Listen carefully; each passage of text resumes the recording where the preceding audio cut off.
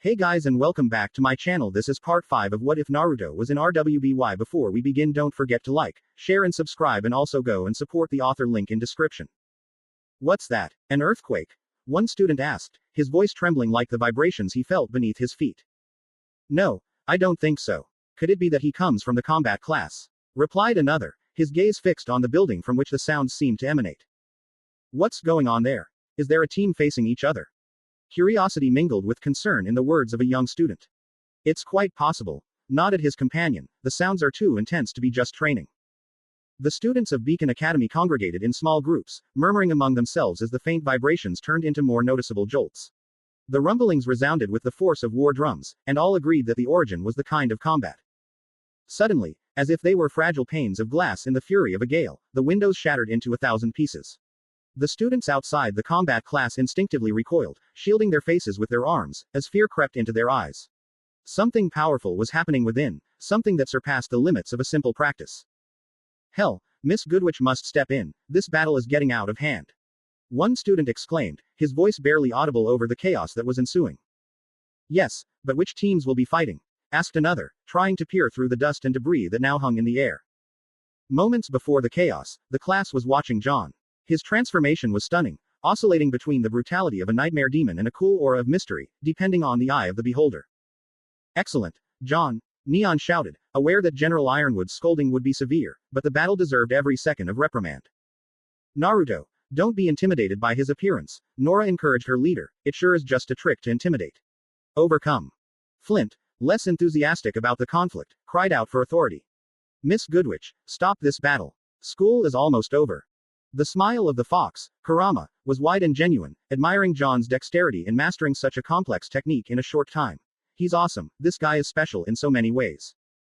Yes, Kurama, Naruto replied, it looks like you're ready for us to open the chakra channels in your body.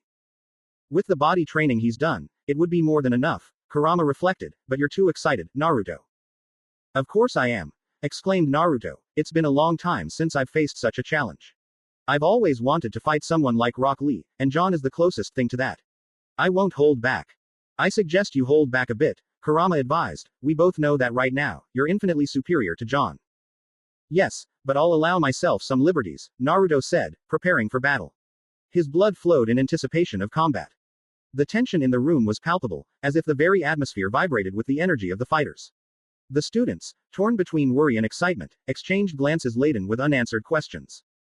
Meanwhile, Miss Goodwitch, with her commanding presence and ability to impose order, was approaching the epicenter of the tumult, ready to dispel the storm with the authority that only she could wield. John was not as skilled as Pyrrha, but his dexterity was remarkably high, standing out among many students. Although not as skilled as Naruto, his strength was outscale, far surpassing that of any human being in this world. That power was enough for Naruto to proceed with caution, which, paradoxically, stoked his excitement. I'll let you make the first move. Naruto began, but before he could finish his sentence. Pam. Collision. John appeared next to him in an instant and punched him on the cheek. The impact was so powerful that the entire room shook, leaving a large crater where they stood. Naruto was thrown and had to dig his hands into the ground to keep from leaving the ring. The Uzumaki was in an unprecedented position, kneeling on the ground. What the hell? He murmured, bewildered. Suddenly, John appeared nearby, passing by him with an arrogant smile. What? Didn't you see it coming? Said John. Naruto looked up and smiled back. He disappeared in an instant, as did John, only to reappear elsewhere on the battlefield, fists clashing against each other. The two stared at each other, smiling with glee. Like two kites streaking across the night sky, their fists were in a dance of strength and dexterity, challenging their souls in a duel of titans. The question hung in the air, who would emerge victorious in this epic contest? The battle before them was the climax of long anticipation. With movements so rapid that they defied human perception, they disappeared and reappeared at different points on the battlefield, leaving behind craters of destruction and hurricane force winds that whipped through the classroom. Students, seeking shelter, ascended to the upper seats to avoid being hit by collateral damage. Weiss, shielding his face from the rubble, exclaimed, what the hell? Flint, with a mixture of fear and frustration, yelled, this is getting out of control. Yes, my mistake, admitted Neon, acknowledging the gravity of the situation. Nora, on the other hand, couldn't contain her excitement. Wow. This is awesome. Come on, Naruto, don't let yourself, give him another hook in the jaw. Ren, trying to be the voice of reason, replied, don't cheer him up, Nora. In the heat of battle, Naruto dodged a kick from John, who, in an unexpected twist, was thrown to the ground by the Uzumaki as if he were a ragdoll. However, John, with colossal strength, responded with a kick that tripped Naruto. Without giving him time to recover, John tackled him to the ground, climbing on top of him and unleashing a series of punches. Naruto, defending himself as best he could, managed to block the attacks with his hands. But in a swift movement, he stopped John's hands and, drawing him to him, gave him a headbutt that sent him flying into the air. In a brief moment of calm, Naruto slowly stood up, while John painfully rubbed his neck. Both warriors, scarred by strife, were preparing to continue their epic confrontation. Naruto inspected his gloves, now reduced to shreds, and his jacket, which had survived with only a few scratches. His shoes, however, had succumbed to the rigors of battle. They would have to be replaced when they returned to their room. John, on the other hand, looked worse. His armor showed dents, bloodstains adorned his skin, and a bruise emerged on his left cheek as a purple reminder of the fight. Her normally tidy hair now rebelled into messy strands. The silence that filled the room was dense, full of expectation. The students held their breath, wondering what would come next. But the tension was unexpectedly broken by soft laughter that, like an unexpected melody, grew into resonant and lively laughter. Naruto and John, the protagonists of this odyssey, laughed with abandon. Ha ha ha ha. Naruto wiped a tear of amusement. Thank you, John. It's been a while since I've enjoyed a fight so much. The pleasure is mine, Naruto. John replied, his voice vibrating with excitement. Now I understand that spark in your eyes during the battle. Before, combat was nothing more than a duty for me, something I would do just to protect. But now I see the delight in challenging your own limits. Of course, always with your head. As they say, brave but not reckless. You know, John, your armor looks like it's been through a blender. Naruto joked, a mischievous grin on his face.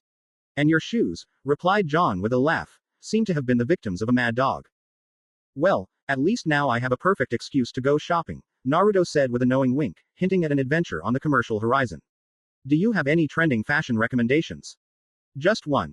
Avoid stores when there's a feminist march nearby. You don't want your style quest to become a battleground, he advised with a mocking smile. Hey, of course, dude. Of course. We're going to get this over with, Naruto replied, his voice vibrating with a mix of determination and palpable emotion. A single blow should be enough to conclude this epic battle.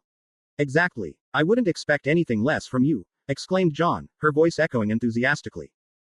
With a steady movement, he clenched his fists, and his aura, an intense and vibrant greenness, expanded with a force that seemed to defy the limits of his being. A powerful and almost tangible current of air was unleashed, sweeping the class with its fury. The seats became makeshift projectiles, and the ground cracked under the invisible but overwhelming pressure. John's veins stood out on his face like rivers of pure strength, his armor peeled off in a show of uncontrolled power, and his muscles tensed to the limit. Fourth door, the door of pain, open. He cried, and with that last shriek, the pressure of his aura became a storm, blowing out the windows and sending shards of glass dancing in the air. Glinda Goodwitch, with her telekinesis, stood her ground against the onslaught, her body resisting the force that sought to hurl her against the nearest wall. Surprise was painted on his face. This fight had exceeded all his expectations. John had proven to be a formidable opponent, yes, but what he was witnessing now was something extraordinary. What had begun as a duel of skills and strategies had morphed into an all-out battle, a fight where only the strongest would prevail. From the start, Naruto had led the way in combat with a grace that seemed to emanate from his very essence. However, in the blink of an eye, the intensity of the struggle was magnified, defying the very nature of time. John, in particular, had raised his power exponentially, reaching a level of strength and agility that even Glinda, with her vast experience, would find challenging. Glinda contemplated breaking off the duel several times, aware of the collateral damage piling up and reluctant to allow the risk to escalate. No freshman, in fact, no student in the entire academy, had ever demonstrated such power and speed. It was an unprecedented phenomenon. And yet, he couldn't foresee that John Arc had more surprises up his sleeve, that his strength could rise even higher than he had already seen. It's hard to believe my eyes. Glinda reflected internally. When I read about this young man, I thought it was just exaggeration. That a novice, who has not even reached the fullness of a hunter, has survived missions that others would not dare to consider. Naruto Uzumaki and John Arc, these guys could be the key to tipping the scales in this hidden war, and perhaps, achieving a decisive victory. Can he really get even stronger? Asked Yang, incredulous at the prospect. It seems so, RWBY responded, her voice rising above the murmur of the other students who watched the battle from the top of the class in amazement. John, the immortal, Weiss Schnee whispered, her voice weaving a mixture of awe and skepticism. It seems that the stories circulating about him are not just children's stories. Of course not. Everything that is rumored about John has some truth to it, Penny Polendina said with conviction. Really? Nora asked the question with a mixture of surprise and curiosity. Is it true what they say, that he can drink poison as if it were water? No, that's just a fairy tale. But as for the rest, there's no doubt, Flint replied, clearing the air of mystery with a nonchalant gesture.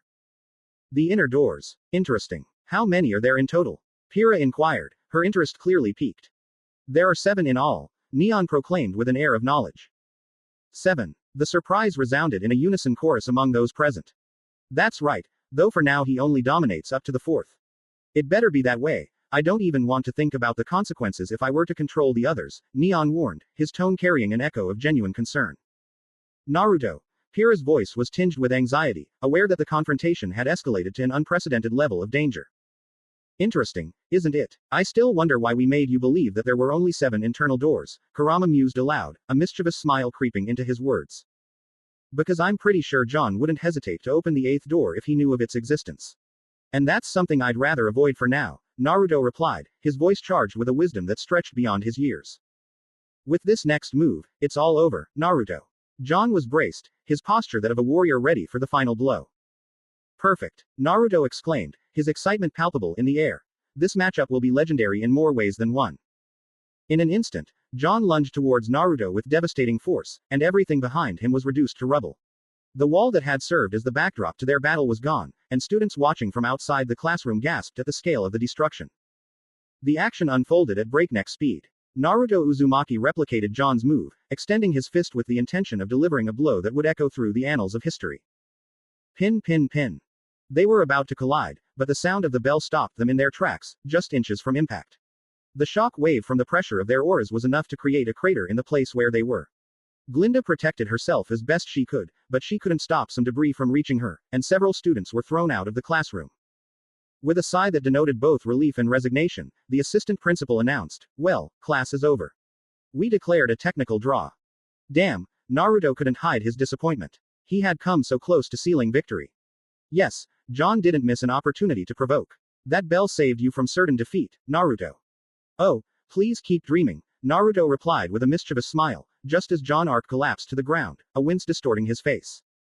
Mr. Arc. Glinda's concern was obvious. I wouldn't be a responsible educator if I didn't show her concern. With a calmness that contrasted with Glinda's concern, came the reassuring reply, "There is no cause for alarm, Miss Goodwitch. It's just muscle fatigue, a temporary, painful reminder of human limits. A little rest and you'll be as good as new, ready for another round of our endless battles." //. Did you see it? It was spectacular. First a bang collision and then another collision, Ruby exclaimed, her enthusiasm lighting up her face with contagious joy. Of course, Ruby, we were right next to you. I still have a hard time comprehending the magnitude of John's power. I can't even achieve something like that with my own countenance, and he makes it look so easy, Yang said, his voice mixed with awe and a hint of envy. And because of your demonstration, now our combat room will be out of commission at least until tomorrow, Weiss sighed, his tone carrying a tinge of frustration and resignation. What really baffles me, Blake interjected without taking his eyes off his book, is how Naruto was able to keep up. Matching that kind of strength is something I hadn't witnessed before, but Naruto made it seem trivial.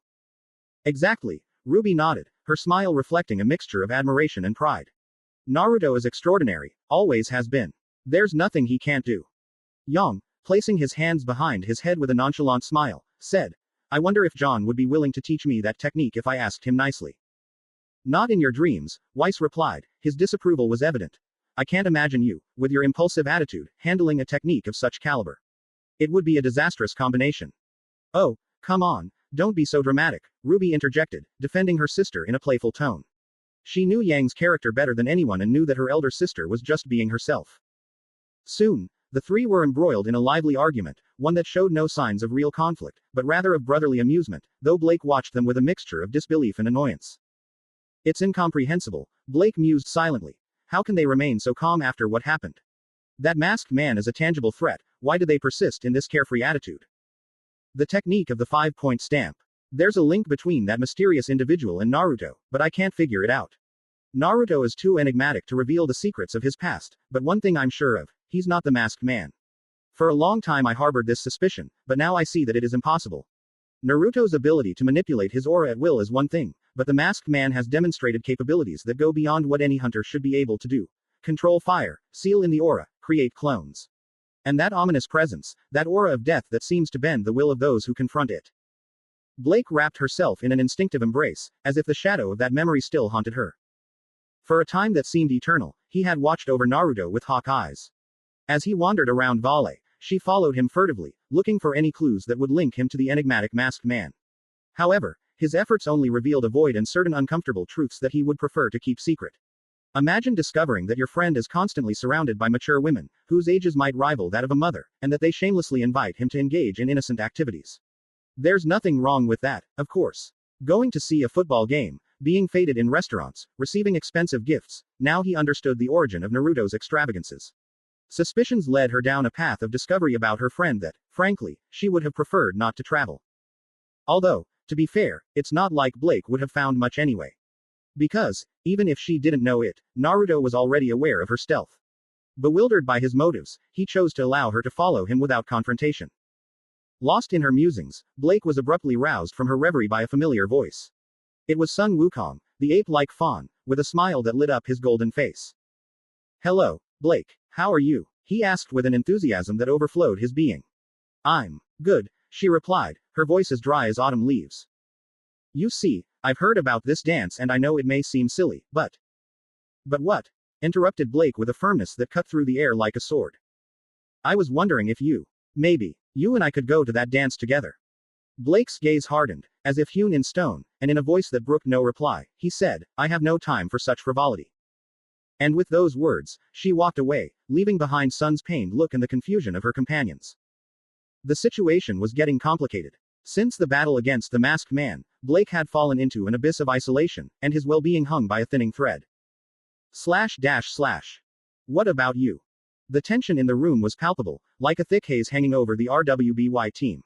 Blake's voice, full of frustration and defiance, echoed against the walls, an echo of his unwavering determination. RWBY, the youngest of the group, was sitting on Weiss's bed, her rigid posture reflecting the seriousness of the moment. Beside him, Yang and Weiss stood firm, their eyes showing no fear, but an iron resolve. Patience faded like the light of day, and the night brought with it shadows of doubt and worry.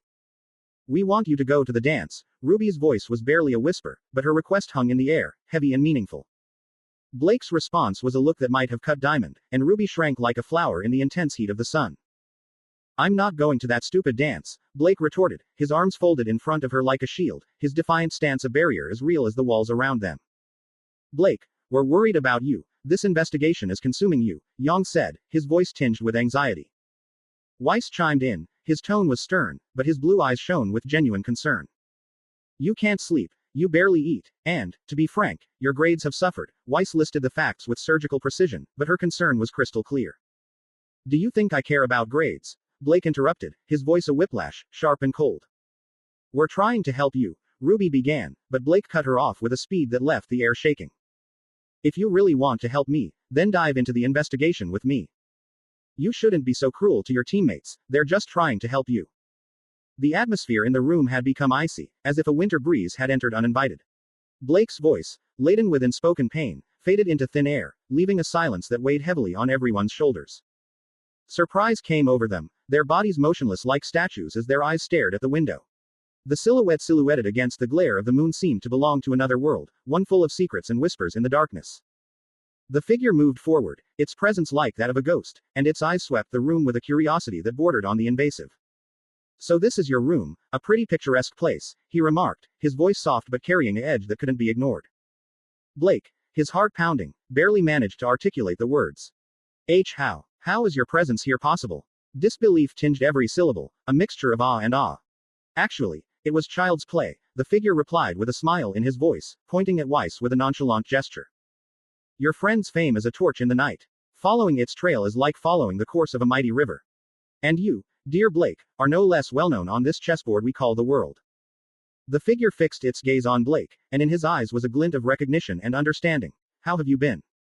/ And who's the next prey on our list? Asked Cinder Fall in a voice that exuded curiosity and power. Last but not least, is Pira Nikos, Emerald replied in a tone of involuntary respect. Ah, the invincible girl, Cinder remarked with a hint of sarcasm in her voice. He's strong, No doubt, but far from invincible, Mercury Black interjected, not taking his eyes off the comic book he was reading as he rested peacefully in bed. Interesting. Tell me more. His semblance is polarity, a secret he keeps shrewdly, Emerald explained. You wouldn't notice it with the naked eye. When he made contact with my boots during combat, he manipulated them as he pleased, albeit subtly, Mercury added, closing his comic to join the conversation. Just enough to give the impression that he could reveal his abilities, thus putting his opponents in a vulnerable position, Emerald said, with a sly look. Fascinating. Everyone assumes that her victory is written in the stars, when in reality, she weaves her destiny with invisible threads. All right, include it in our plans, Cinder said with a smile that portended a storm. Of course, you wouldn't have a hard time defeating either of those girls, but now let's focus on the problems that those two guys represent, Mercury said, adopting a seriousness he rarely displayed. What do you mean? Asked Emerald Sustre, looking up from his scroll with interest. I mean Naruto Uzumaki and John Arc. They don't challenge us, Cinder said with a confidence that bordered on arrogance. Do you really believe it? Remember, based on what we saw this morning, they just reduced the training arena to rubble. And, as far as I know, only someone of your caliber could accomplish such a feat. If I were to face figures like John Arc or Naruto Uzumaki, I'd be in serious trouble, and you can bet that if Ozpin includes them in his strategies, nothing good will await us. It's not muscle, it's cunning, Mercury, Emerald replied with a wicked smile. Cinder Fall remained silent, her gaze an enigma, as complex as an unsolvable puzzle. Her minions eagerly awaited her words, but she simply declared.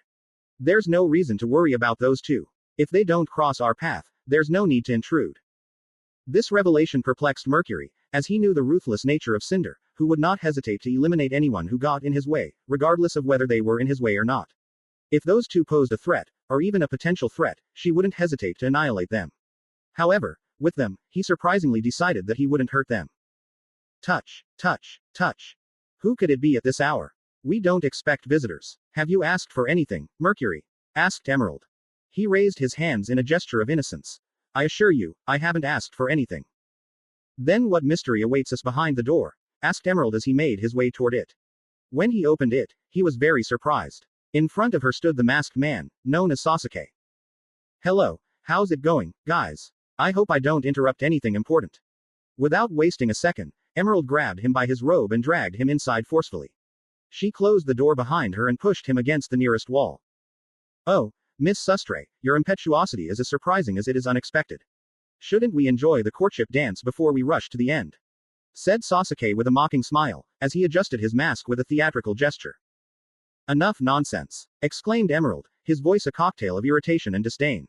The masked man's presence was like a stone in his shoe, exacerbated by Mercury's laughter echoing through the room. Oh, Emerald, temper your ardor, Mercury advised with a mischievous smile. Our friend can barely keep up with your unbridled, greedy passion. Sasake, ever the gallant one, proposed, Miss, how about we explore the possibility of a more formal meeting? Imagine, you and I, tomorrow evening at the Central Restaurant, feasting on the most exquisite chocolate cake that has ever crossed our lips. Emerald, whose patience was fading like smoke in the wind, drew his weapon, an item that should not have been in his possession, as all weapons had to remain in the lockers. With a fierce look, he threatened, You're one step away from getting a bullet in your head, Sasake. He replied calmly, How do you expect anything to blossom between us if you receive me with threats instead of flowers? Mercury interjected, Emerald, femininity and tact are virtues that would adorn your warrior spirit with unexpected grace. Our friend is just trying to extend a courtesy bouquet. Emerald burst out, Damn, Mercury, save your sarcasm for another time. The tension in the room was cut with a knife until Cinder, in a voice that rang with authority, put an end to the chaos. Enough. What matters bring you here, Sasake? With an air of seriousness, Sasake reported. I have come to report that the efforts at Mountain Glen are progressing smoothly. However, we are facing a shortage of staff. Mr. Adam is reluctant to collaborate, citing differences with Roman. Cinder frowned, and why didn't I get a direct call from Roman? Sasake explained, we've tried to contact her. Since we don't possess his direct number, we turn to his subordinates, who, unfortunately, have not responded. Cinder turned his inquisitive gaze to Mercury and Emerald, who avoided his piercing scrutiny. Why didn't I get informed of this? Emerald stammered, Well, I didn't think it was relevant. Cinder, in a voice that brooked no reply, said, What you think is relevant, Emerald, does not always coincide with reality. I'm the one who dictates the priorities here. Is that clear? Of course, my lady, Emerald replied, her voice a submissive whisper as she lowered her head in obedience. Cinder's gaze shifted to the masked man, who waited with a calmness that defied the tension of the moment. I'll take care to talk to Adam personally. Don't worry.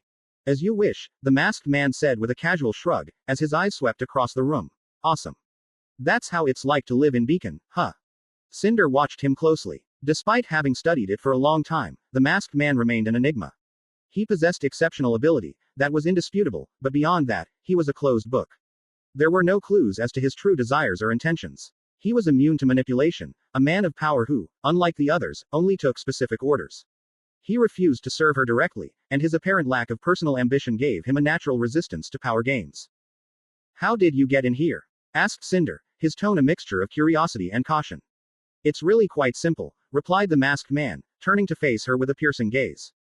I don't understand why they complicate things so much. Although I don't fully understand their plans, I can infer certain details. You have the necessary skills. You could have walked in here and just taken what you were looking for, but it seems like your goals go beyond a simple robbery. Cinder remained silent, sizing up the masked man. This was a facet I hadn't seen before. His insight was alarming. You have a purpose that goes beyond the tangible, it is not merely an object that you crave. You're weaving a more complex plot. Although your intentions escape me, the pieces of the puzzle suggest that you are looking to wreak havoc. But what is the root of your destructive desire? What is it that you so fervently yearn to crumble? That, Cinder pronounced, his voice a lethal whisper, as flames danced between his fingers like fiery serpents, as a mystery you don't need to unravel. The masked man was silent, contemplating the scene with a calmness that bordered on insolence. With a nonchalant gesture, he shrugged his shoulders. Right, it's none of my business. I'm a mere executor of orders. I'll report to the boss right away. And how do you intend to get out of here? Asked Esmeralda, her voice cracking in surprise as the masked man dissolved into a cloud of smoke. Is that his special ability? Asked Mercury, his voice tinged with astonishment and a hint of envy. Whatever he is, he's a master of his craft. It would be a waste not to use it as a distraction for those two. // Really fascinating, don't you think? Although I must admit that those bunk beds don't inspire much confidence. If they want, I can reinforce them to make them safer. The masked man paused dramatically, as if frozen in time, as the RWBY team watched him with a mixture of confusion and curiosity. Suddenly, with thunderous applause that made them jump, he broke the silence. But let's digress no further. His jovial, overly animated tone was beginning to unsettle them. He seemed to feel too comfortable, or perhaps he wasn't aware that he was in an academy full of hunters in training. How did you get here? Asked Weiss, trying to hide his nervousness. Well, the answer is pretty obvious. I slipped away. It's not as complicated as it sounds. In fact, the safety of this place leaves a lot to be desired. That's not what I mean. How did you find us? I thought he had been clear about it. Ah, I see what you mean. Do you want to know how I found your room? She asked, and they all nodded. The truth is that I've always been here. Since this morning I have been discreetly observing them. The girls shuddered as they realized they hadn't noticed his presence. But don't be alarmed, I don't spy on you constantly. I only observe them when it's necessary, you know, for safety reasons and discretion. The girls blushed, understanding what he meant. Intimate moments like when they showered, changed, or were in the bathroom. I hope you're telling the truth, Yang said firmly, to which the masked man responded by raising his hands in a gesture of innocence. I assure you that I am not lying, I would never invade the privacy of a lady. Intentionally. But let's change the subject. The masked man, with a humble posture that evoked the image of a golden-haired comrade, touched the back of his neck in a gesture of regret. In a soft voice, he addressed the ladies present. My dear young ladies, I have come to great lengths only to present to you my sincerest apologies for past events. Blake, his eyes blazing with defiance and fury, couldn't contain himself. What the hell? He exclaimed. You. I understand the gravity of my actions, the pain I caused, and that's why I'm here, to ask for forgiveness. But first, he said as he rummaged through his robe, revealing a small box of biscuits. This is for you, Ruby. Ruby, with a mixture of surprise and curiosity, couldn't help but ask. How do you know my name? I'm knowledgeable about a lot of things. Moreover, they shouted their names in the heat of battle. Handing the box of cookies to Ruby, the masked man observed each of the girls. I'm sorry I don't have enough for everyone, my pocket isn't deep. Sasake approached Blake, who tensed at his presence. However, to her surprise, he sat quietly next to her. The silence lasted for a few moments, fraught with tension, broken only by the carefree humming of Sasake, who seemed to enjoy the moment.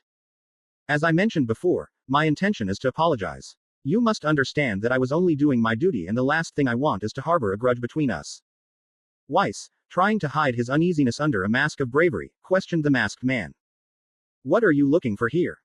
I have come to deliver a threat, he replied, raising the tension among the girls, who were desperately looking for a way out. Don't worry, I have no intention of attacking you. I'm just here to warn you, or threaten you if you prefer. From what I have observed, they have not ceased in their search, and I urge them to stop. It's not beneficial to you, or to me. Like I said, I like them and I don't want to hurt them. So, Miss Belladonna, I beg you to cease your search and you, your companions, please do not support her in this. With these words, the masked man made it clear that, despite his apparent goodwill, he still posed a latent threat. The atmosphere was filled with palpable uncertainty as the young warriors pondered their next move. Blake Belladonna, driven by the need to dispel the doubts that had plagued her for some time, dared to ask. Naruto, is that you? Blake's companions turned their attention to the masked man, expectant of his response. He, however, fell silent before bursting into thunderous laughter. Haha, well, you should really consider a career in comedy, miss. But no, unfortunately, I am not Naruto Uzumaki. Perhaps my voice and actions resemble his, but I am not him. I don't lie. Naruto Uzumaki is currently on the rooftop, enjoying the company of a charming redhead. Some people are so lucky, while others toil away at work. What an injustice. I suppose beggars can't be choosers. Then who are you? Asked Ruby fearfully, as she reached for her scroll to ask Naruto for help. I'm a ninja, he replied, plunging everyone into confusion. Yes, my job is to be a shinobi, a ninja. Listen, girls, I'm glad you care about the community and all that, but you're not achieving your goal. And I know what you're going to say. We're going to save Vale. We're heroines, we were trained for this, if no one else acts, we must do it, and all those illusions. But unfortunately, reality is not that simple. There are cruel beings in this world who won't hesitate to destroy you. So consider yourselves fortunate that it's me advocating for your good side here, because if it were any ordinary criminal, you, Miss Belladonna, and all of you would be dead. Feel lucky. You've been fortunate so far, but that can change at any moment, said the masked figure with a snap of his fingers. I urge you to consider my words seriously. I am not opposed to their noble efforts, but they must recognize the arrogance of believing that they can face this danger alone. The masked man stood up with a grace that contrasted with the tension of the moment, turning his back on the young warriors. His voice, though containing a tinge of frustration, was calm and thoughtful. Intelligence must prevail where brute force fails. Despite their bravery, they still lack experience. They persist in this solitary pursuit, not seeking the wisdom of those who could guide them. Do they really think they can surpass us? He said in a tone that bordered on exasperation. They are still apprentices in their first year. What do they hope to achieve? Do they long for a premature end? Consider more astute alternatives. Instead of breaking into the White Fang's base, why not employ the subtlety of cameras and microphones? They could hand that intelligence over to the director, who would act prudently. Or perhaps they could use Miss Belladonna's information about the White Fang to strangle her resources, or even more audaciously, sabotage her supplies. There are multiple paths they could take. Suggested the masked man, leaving the girls in a sea of doubt as to whether his words were a veiled threat or a cryptic guide to their victory. I reiterate my warning. My patience is running out, and soon your sympathy will not be enough to stop me. I do not wish to destroy them, but if they continue on this path, there will be no escape. Please reconsider your course of action. I would not wish them to suffer an adverse fate, he solemnly warned. The masked man sat down again next to Blake, placing his hands on his knees and marking a soft rhythm with his fingers, while humming an unfamiliar melody. I'll wait for your decision. The masked man, with a serenity that contrasted with the palpable tension, concluded his speech, leaving a silence that unfolded like a curtain of fog, dense with the promise of the unknown and the risks that lie in the occult, and sat down. The brave combatants stood on the threshold of uncertainty, pondering the terrain of their future resolutions, while the masked man sat motionless, a mysterious figure shrouded in gloom, an omen of the challenges to come. In spite of the fear that overwhelmed them and the tension that permeated the air, a fire of indignation was kindled in them, unable to accept that this vile transgressor dared to teach them lessons, and still less with a joviality that belied the seriousness of his threats. Blake, Yang called firmly, you'll attend that dance and enjoy yourself as you deserve. Indeed, Weiss agreed, and then we shall resume our investigations with renewed vigor. Exactly. Just take a deep breath and relax, Ruby advised. What do you think? I think that it's an excellent plan. A break is necessary. We'll pick up the fight later, Blake said, defiant in the presence of the masked man. Sasake watched the scene, his countenance reflecting a mixture of disappointment and resignation. This was precisely what he had sought to avoid. The masked man stood up, and as if on cue, the RWBY team did the same. It seems that, despite my warnings, they are determined to obstruct Roman and the White Fang's plans. That's right, Ruby said with unwavering conviction, staring into Sasake's eyes. We won't give up. No matter your strength, we'll never give up. Exactly. They all exclaimed in unison. Sasake's posture betrayed a lack of impression, but behind his mask was a smile of recognition. I anticipated that answer. The spirit of righteousness of these young women was as unshakable as steel. It's comforting to see that they're still the same ones I remember. What do you mean? Asked RWBY, confused. It doesn't matter. Honestly, I was expecting that answer. I'm not disappointed, just worried about what might happen when we meet again.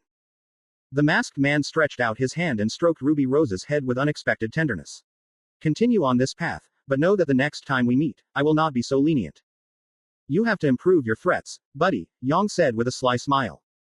He, maybe you're right, laughed the masked man, and in an instant, all the girls fell into a deep sleep, as if a cloud of drowsiness had suddenly enveloped them.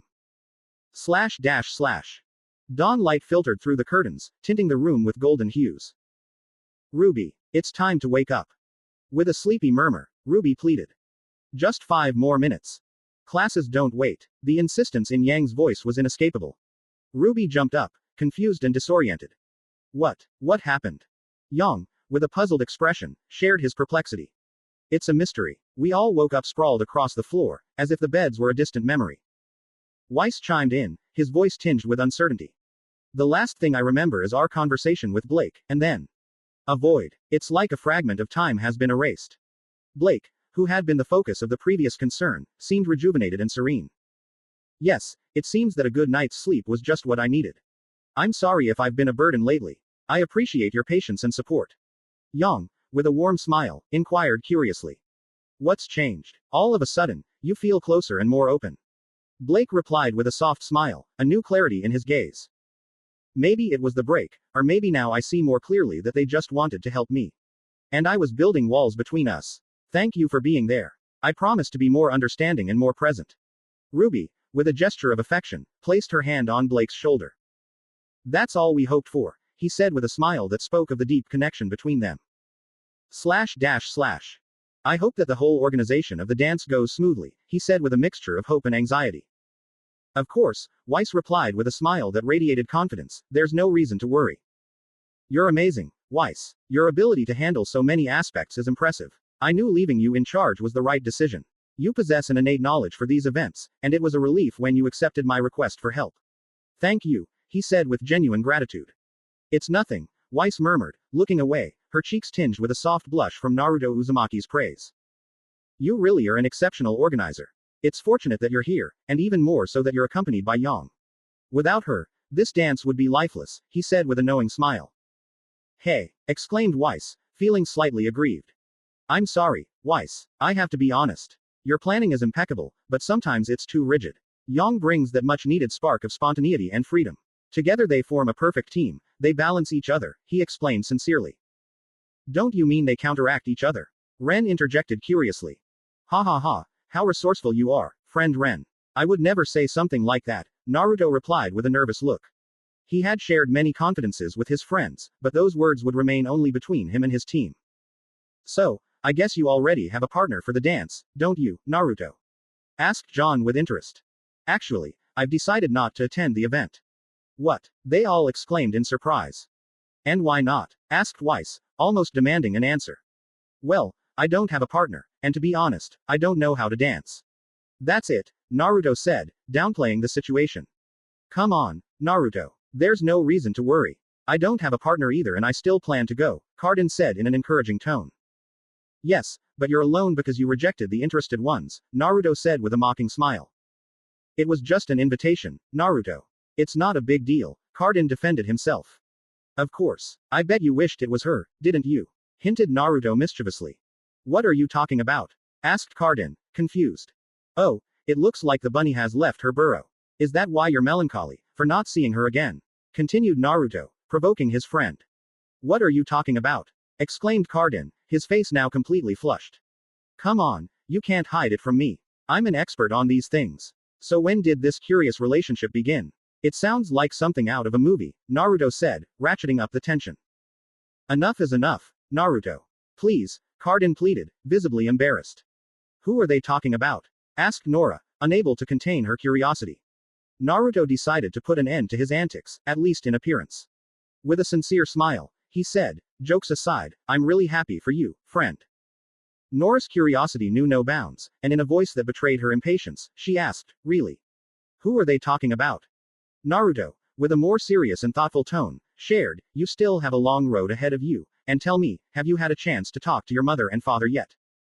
No, Cardin replied in a barely audible whisper. Not yet, but his countenance lit up with determination. Don't worry, it's not because I don't want to. I'll do it once the first year is over. I'll go visit her. The conversation took a turn to the group's love life. Well, gossip aside, it seems like everyone is dating except me. Even John received several invitations, but turned them down for some reason. John, with a mix of confusion and surprise, admitted, actually, I did accept the proposals, but curiously, they later decided to cancel. It's very strange. He couldn't understand why, after receiving so many offers and accepting them all, they suddenly chose to cancel them the next day. Penny Polendina and Ciel Soleil looked away, trying to hide their innocence. It was obvious that they had intervened, and Naruto sensed it immediately. Poor devil, I really can't believe it, Naruto lamented, pitying his friend's naivety. I can't believe how unbelievably alike you two are, Kurama mused to himself. Well, I don't have a date either. Maybe I haven't been so lucky, Naruto lamented. Have you tried, I don't know, to invite someone? Ren proposed, offering Naruto an idea. No, I haven't, Naruto admitted honestly. And what are you waiting for here? Asked Ren, encouraging him to act. Naruto, with a shyly grimace, put his hand to the back of his head and confessed, the truth is that I feel lost when starting a chat with a lady, the art of flirting is foreign to me. The air was charged with a palpable tension, an eloquent silence that echoed beyond words. Everyone laid eyes on Naruto, except John, whose expression was a poem of disbelief. What's the matter, folks? Are you kidding me? Asked Cardin, putting his right hand to his temple in exasperation. No, not at all, Naruto replied, his confusion growing like a shadow in the evening. Naruto, you seduce every woman who crosses your path, Kiro reminded him, her voice carrying the weight of truth. That's not true. Of course I do. It's your nature, exclaimed Yang, his voice a thunder in the still. No, I'm convinced not. My conversations are just that, nothing more. Naruto, even Lisa Lavender fell under your spell live on TV, the whole kingdom witnessed your gallantry.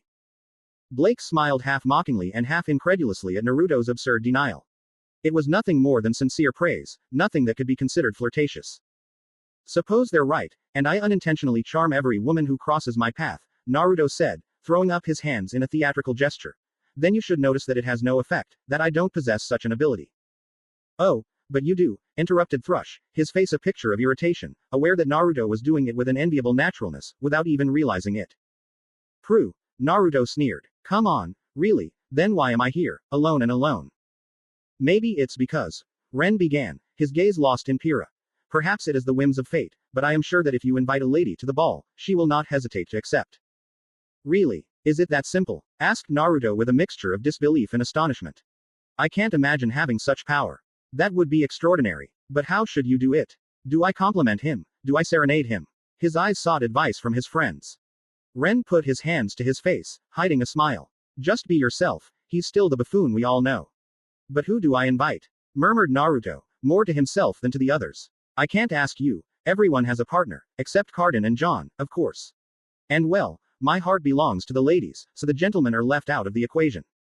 With a theatrical gesture, Naruto smoothed his hair back. I'm convinced that no girl will be available. Why would they be? They're all dazzling. Pyrrha looked away, hiding her sadness, while Weiss just frowned. She had agreed to date Neptune just to make Naruto jealous, a plan that has clearly backfired. He seems oblivious to Weiss' affection for him. Isn't that Miss Alexandra Phoenix? Asked Naruto aloud, as if an idea had just lit up his mind. She'll be the first. Wish me luck, friends. Good luck, Cardin replied in an apathetic tone.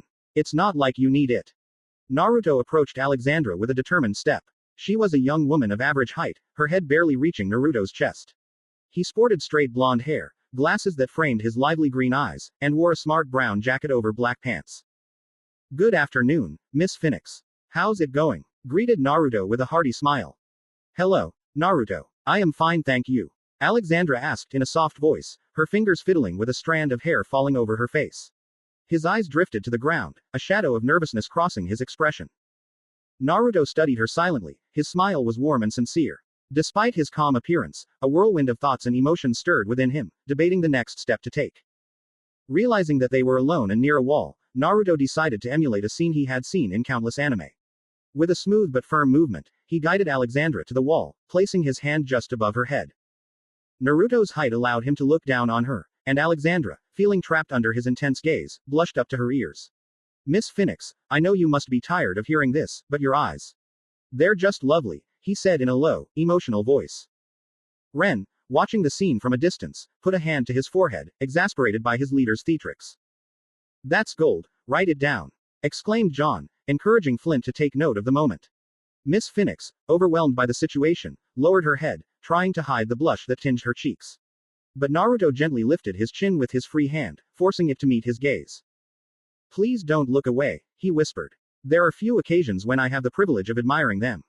Fate can be cruel, parting our ways, so let me enjoy this moment a little more. Nah, Naruto, that won't work for me, she stammered, her voice trembling. I'm not like the other girls you know. Of course it's not. How could it be? You are one of a kind, Naruto replied with a playful smile. Enough is enough, Naruto. If you think you're going to convince me of something, Alexandra began, trying to maintain a facade of indignation. He, you found me out, Naruto laughed, his laughter echoing in the space between them. Yes, there is something I want to persuade you to do. He leaned into her ear, his warm breath brushing against her skin. Alexandra blushed even more, if that was possible. What I want, miss, Naruto murmured, his hand slowly descending from Alexandra's chin to intertwine his fingers with hers, a gesture full of unexpected tenderness. Well, Naruto, you've got her attention, he said to himself, looking for a way to flatter her without seeming excessive or disinterested. Let's start with something subtle. How do we convince her? He wondered, while the fox inside him sighed with resignation. I should be used to this, but I'm not, Naruto. It starts with their eyes. But I already did it, protested the young man. Then flatter her even more, insisted the fox. Miss Phoenix, on the other hand, seemed to be on the verge of hyperventilation, her breathing ragged and her anxiety palpable. Naruto, still close to her ear, began to whisper words to her that gushed out like a calm and safe river. Your eyes. They are so beautiful that when I look at them, they make me smile so deep and genuine that it transcends explanation, it becomes an ineffable feeling. Naruto, that's not going to work with me. I'm not like the others. I won't fall so easily, she replied, trying to stand her ground. Naruto smiled, his expression softening into a mixture of admiration and defiance. Then I'll try a little harder. I've fallen in love with eyes. Of green eyes, as green as the laurels that adorn the fields, so captivating that they rob me of sleep. I've fallen in love with eyes that avoid my gaze. That will be my misfortune. To love them and not be able to possess them. In the depths of his mind, Naruto was pondering whether he had gone too far, when Kurama, in a tone full of sarcasm, blurted out, maybe you've gone too far this time. Naruto, please don't do it, Alexandra stammered, her voice a trembling whisper. Do you want me to continue?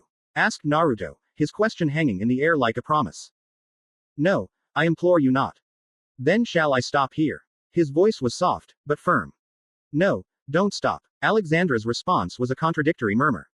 Decide, what do you want? Naruto shouted internally. Nora watched the scene with eyes shining with excitement. It was true that Naruto, when undertaking any action, tended to be somewhat excessive, or rather, fascinatingly meticulous in his methods, no matter the triviality of the task. This always provoked a suppressed laugh in her. What words are you whispering to him? I have no idea, but judging by her expression, she is completely in his hands. How does he achieve such an effect?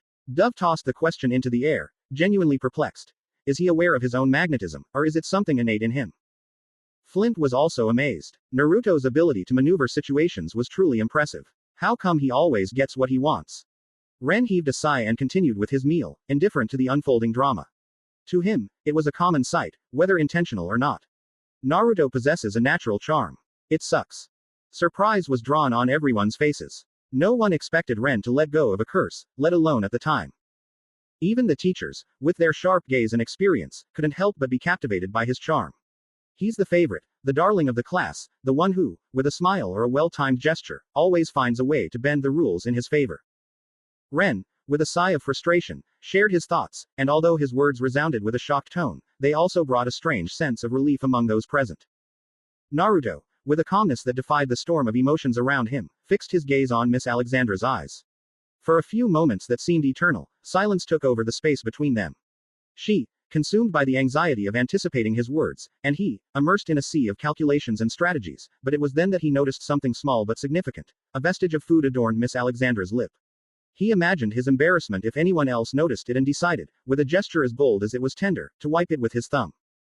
"Nah, Naruto, what are you?" Alexandra tried to articulate, but her words faded before the predatory smile of Naruto, who watched her as if he were a hunter contemplating his prey.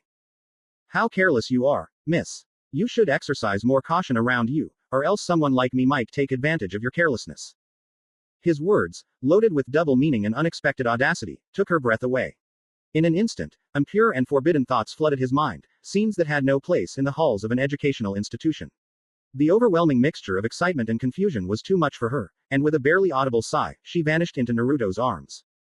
Naruto's friends, witnesses to the scene, let out a collective sigh.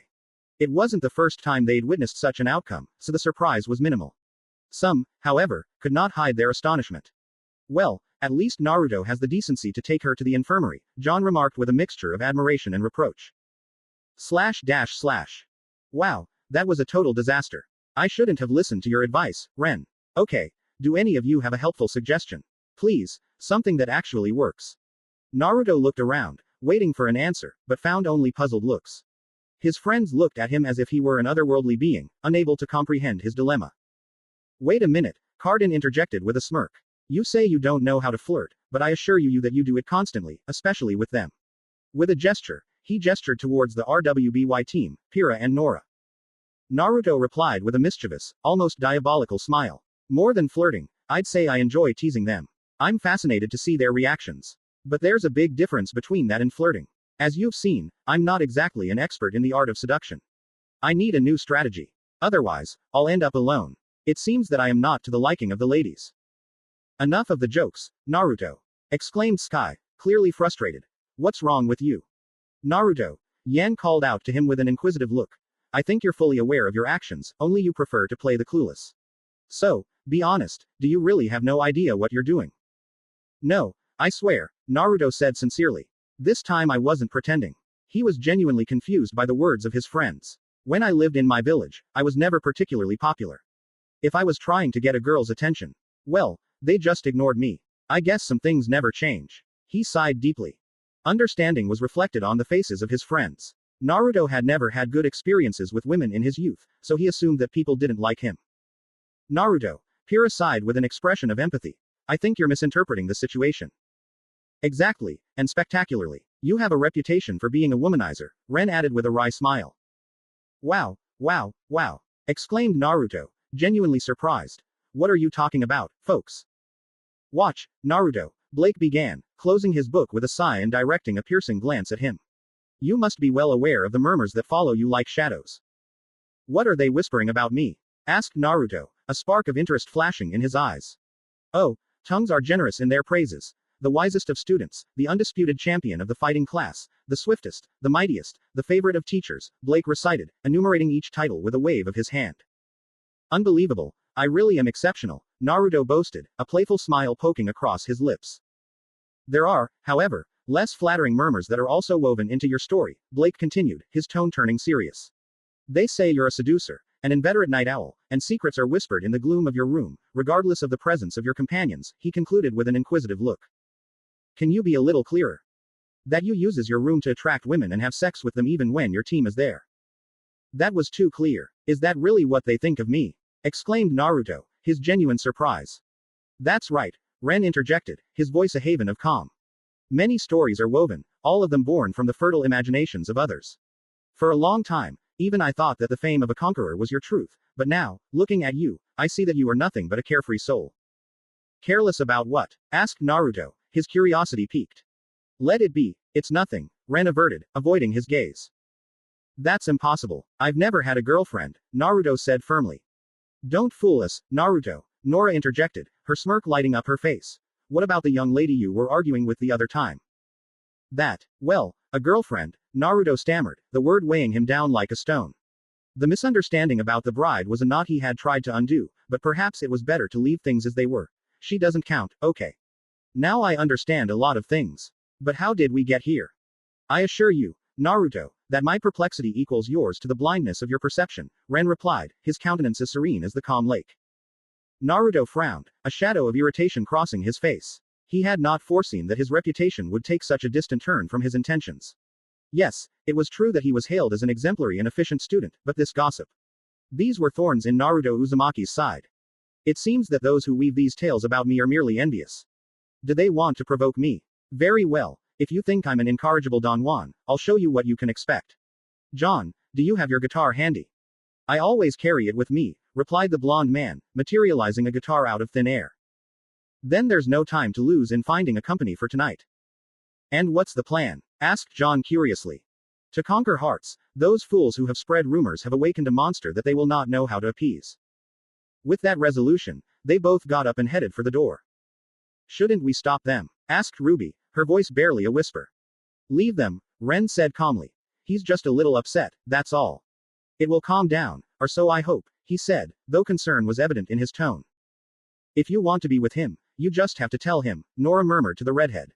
She simply frowned in response. I don't want to take the risk.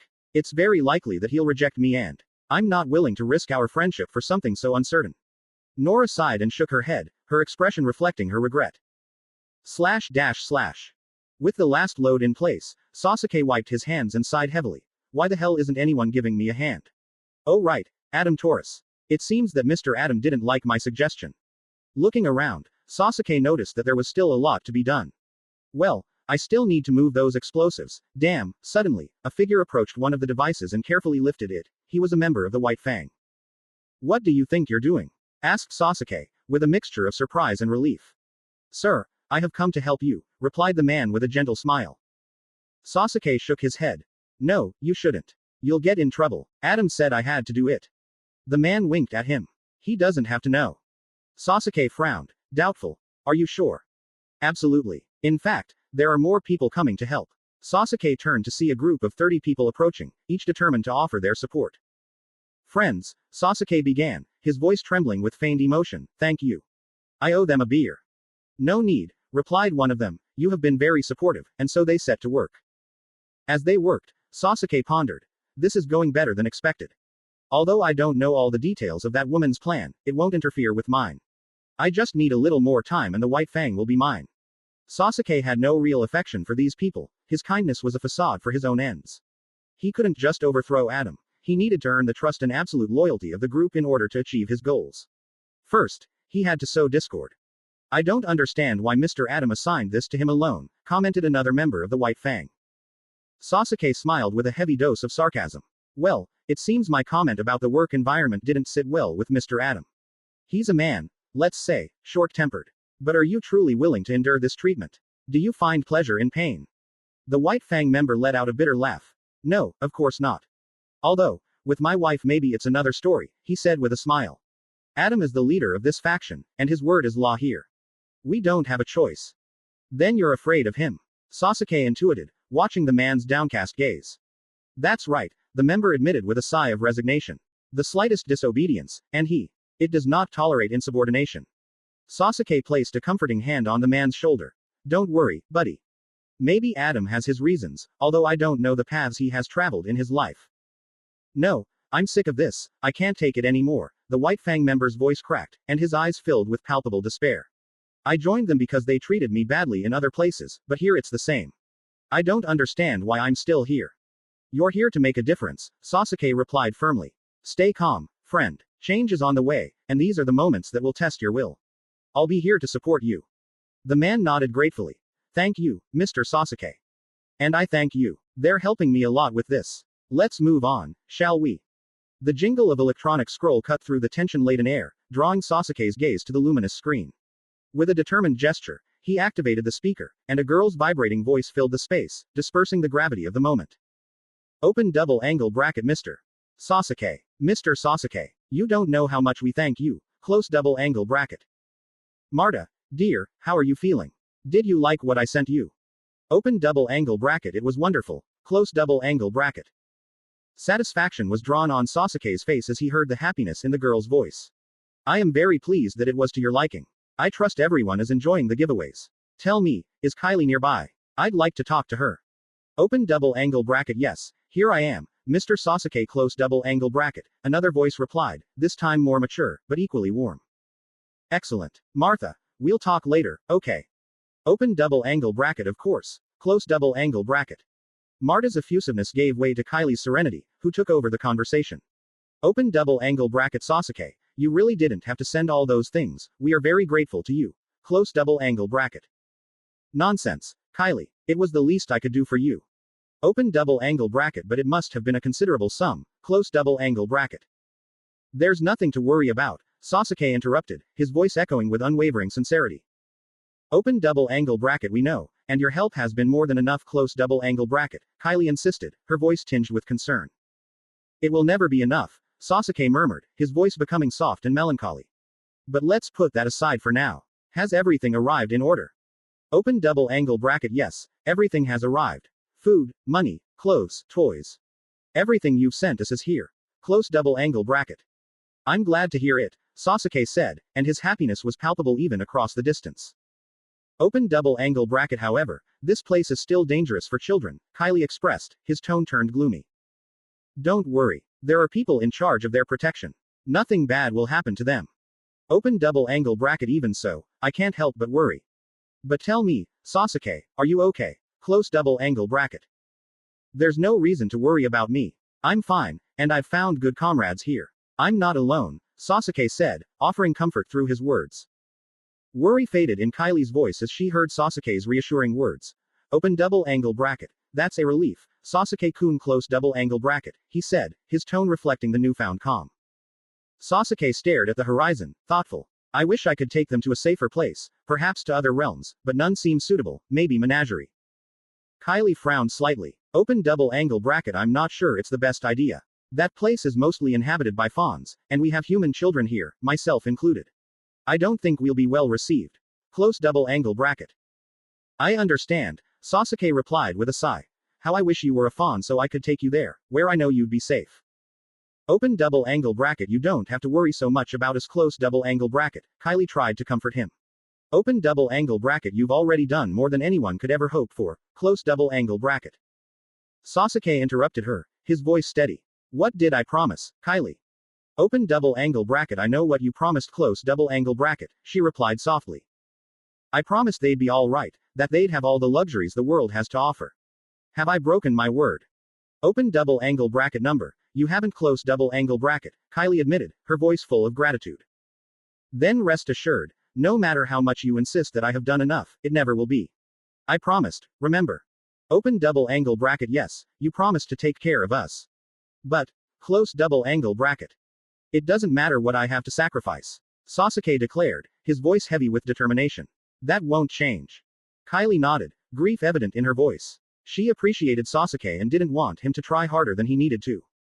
Although Sasake's face was hidden, his voice betrayed his happiness at knowing that everyone was okay.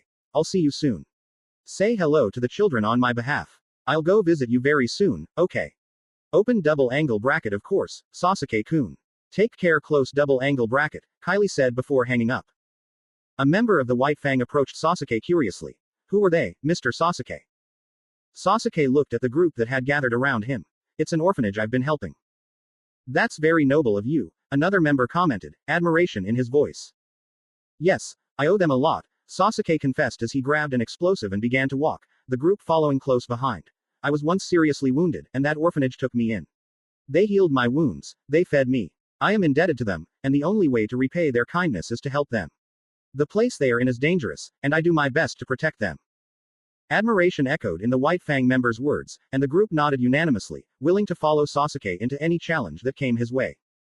Sasake, with an unconscious gesture, scratched the back of his neck, a sign of his internal conflict. What I really want is to get them out of that place. Taking them to menagerie would be ideal, but there are human children in the orphanage, and I can't leave anyone behind. A member of the White Fang frowned, his expression complicated. I'm afraid that would be quite difficult, Mr. Sasake. I'm not sure they're welcome there. It's a real pity, Sasake replied regretfully. Even among our kind, prejudice darkens the heart. They are innocent children, free from malice. Mr. Sasake, another member of the White Fang interjected, what if we intercede for you? I am convinced that Chief Belladonna will listen if we speak on his behalf. Sasake looked at the group, uncertainty in his voice. Are you sure? I don't want to cause them trouble. Don't worry, the member assured. Although our relations with Mr. Belladonna have been strained, I am sure he will support his noble cause. But others may not agree, Sasake warned, concern weighing heavily on his words. And what does that matter? Replied another member firmly. We'll have your back. We will not allow those ignoramuses to disrespect you. We will help you as you have helped us. Sasake was flooded with gratitude, a tide of emotions that threatened to overwhelm even the mask that hid his face. Thank you, folks. If I could take off this disguise, you would see the gleam of tears of gratitude in my eyes. Come on, Mr. Sasake, it's no big deal. But let me ask you a question, may I? The White Fang member asked with a mixture of respect and curiosity. Of course, what do you want to know? Replied the masked man, his voice an echo of mystery. I think he's done more than enough. Maybe it's time to stop, to think about yourself. I'm sure they'll understand. So why does it continue? He asked, his tone soft but firm. Sasake sank into his thoughts, his gaze becoming distant, lost somewhere beyond the walls of this cave. Although no one could see him behind the mask, he knew why. He had a clear and firm answer. He had made a promise, and he never broke a promise. That was the reason for his dedication, the reason he helped the orphanage.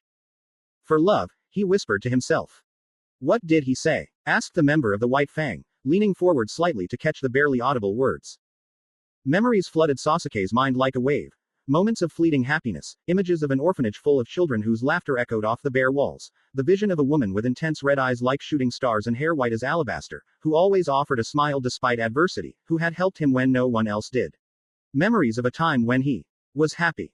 For love, one does things that seem impossible, solely out of love, even the impossible, she finally said aloud, her statement echoing in the ensuing silence. Evening had fallen over the academy, and with it, a gentle breeze that seemed to whisper between the walls. Naruto, with a smile that lit up his tired face, couldn't help but feel satisfied. Wow, that went better than I expected, it didn't take us that long, he said, his voice echoing with a hint of pride. Their search was finally over. John, on the other hand, did not share the same enthusiasm. Naruto, it took us almost a whole day, he replied in a tone of weariness that slurred every word. Ever since Naruto came up with the brilliant idea of looking for a date in an angry outburst, they had spent the entire day on an urban odyssey, looking for a girl who would want to accompany them to the dance.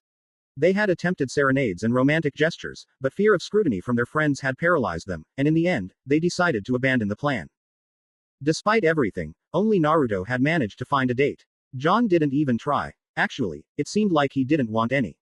Resigned, they made their way to their rooms, but as they passed through the corridors, a figure caught their attention. A girl with night black hair and eyes burning like embers was leaning against a wall, her arms folded in a defiant gesture. John stopped, captivated by his presence, and Naruto, noticing his friend's gaze, smiled mischievously. So she caught your eye, Naruto hinted, watching as a slight blush colored John's cheeks. The latter, with a mixture of nervousness and decisiveness, nodded his head. I don't know, I feel a kind of familiarity with her, as if I've seen her somewhere before. And what are you waiting for? Urged Naruto. What? Asked John, confused.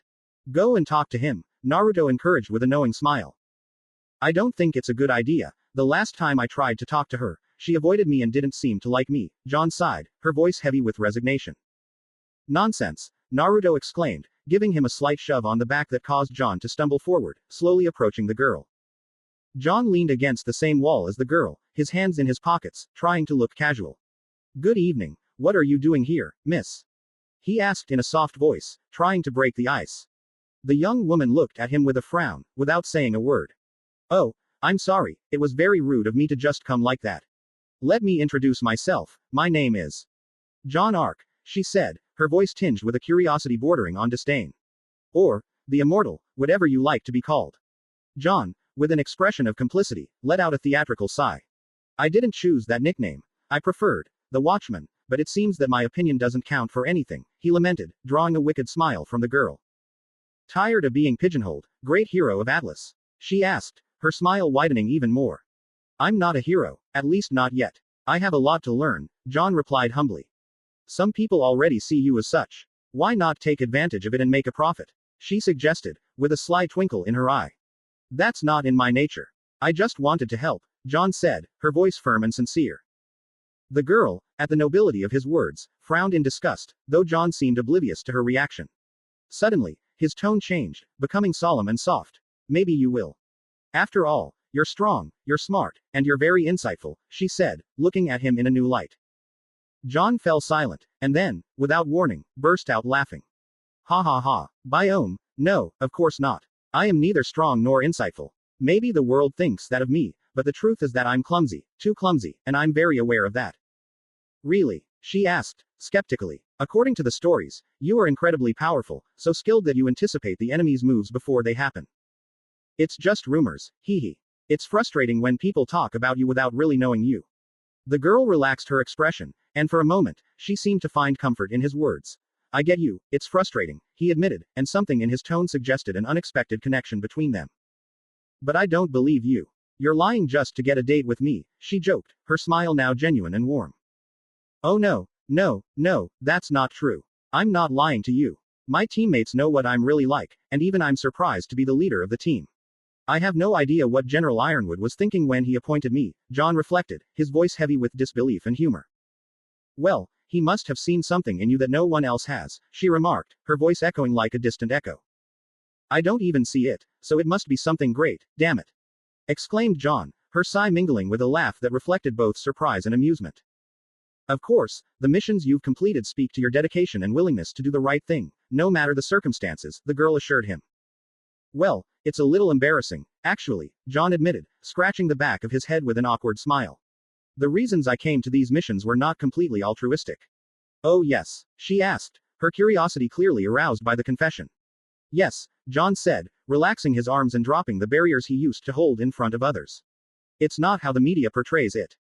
The girl bowed her head, intrigued. So, you did it expecting something in return? No, I didn't really want anything from them. It was an accident, John confessed, her honesty shining in her tired but uplifted eyes. Tell me more, she asked, her smile wide and sincere. You see, there's a lot of rumors about me and why I was on those missions when I shouldn't be. Many are absurd, but among them, one has to be true, right? So here goes. On my first mission, it all started unexpectedly. I had finished my training and was exhausted, crawling back to my room. Or so I thought. I walked in, collapsed on the bed, and fell asleep. The next day, I was woken up by a platoon of soldiers. John struggled to contain her laughter as she recalled the story. It turns out that I fell asleep in a container of supplies that were supposed to be delivered to a military base the next day. I couldn't go back to Atlas Academy because transportation only came at certain periods of time. So the only way to get back was to complete the mission. You have no idea what trouble I got myself into after that. The girl stared at him wide-eyed, surprised, unable to process the story she had just heard. And then, unable to contain himself, he burst out laughing. Ha ha ha, really? Of course, I'm not lying. It was a complete accident. I didn't do it out of some sense of absurd patriotism, that's for sure. Ha ha ha, so the rumor that you walked into the principal's office and begged him to send you on that mission is false. They say that when he refused, you disobeyed the order and snuck in with the soldiers. John scoffed at the idea. From I didn't even know about that mission. If they had wanted to send me there, I would have hidden in the deepest hole I could find. The girl's laugh was contagious, and John couldn't help but be captivated by her. And to be completely honest, of the 4 missions I did, 3 were a complete accident. Cinder's laughter echoed in the hallway, an infectious melody that mingled with the echo of her own thoughts. John, unable to resist, joined the chorus of laughter, finding in that instant unexpected relief and genuine joy. What are you doing here so alone? He asked, his curiosity aroused by her presence in this desolate place. I'm waiting for my team. They're busy with their own missions, she replied, her voice revealing a tinge of loneliness that didn't go unnoticed by John. Naruto, from a distance, beckoned to John, a silent reminder that it was time to leave. John, reluctant to leave the conversation, sighed ruefully. Looks like I have to go. I'll see you later. Then, he said, extending his hand in a farewell gesture. She gazed at his hand, a bridge between 2 worlds that rarely crossed. Cinder Fall, he said at last, accepting the gesture. A pleasure. The name resonated in John's heart, an echo of something familiar, a glimmer of recognition he chose to ignore for the moment. As John walked away, Cinder watched his every step, every movement that took him further away from her. In the silence that followed, she found herself enveloped in a loneliness that was all too familiar, an echo of a past that seemed to want to resurface. Fool, she muttered to herself. You don't seem to remember me anymore. / John, I'm going to give you something that could be your salvation in missions when you find yourself unarmed and exhausted to the limit of your strength. This could be the thing that saves your life, he said in a voice that carried the weight of experience and wisdom from countless battles.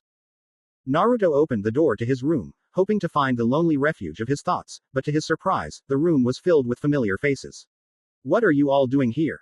He asked with a mixture of astonishment and annoyance, he should be used to such intrusions by now. No one immediately responded. His eyes were fixed on the screen, engrossed in the plot of a movie that filled the room with its dramatic soundtrack. The flickering light of the television painted dancing shadows on their faces, revealing a range of emotions that reflected the tension of the scene.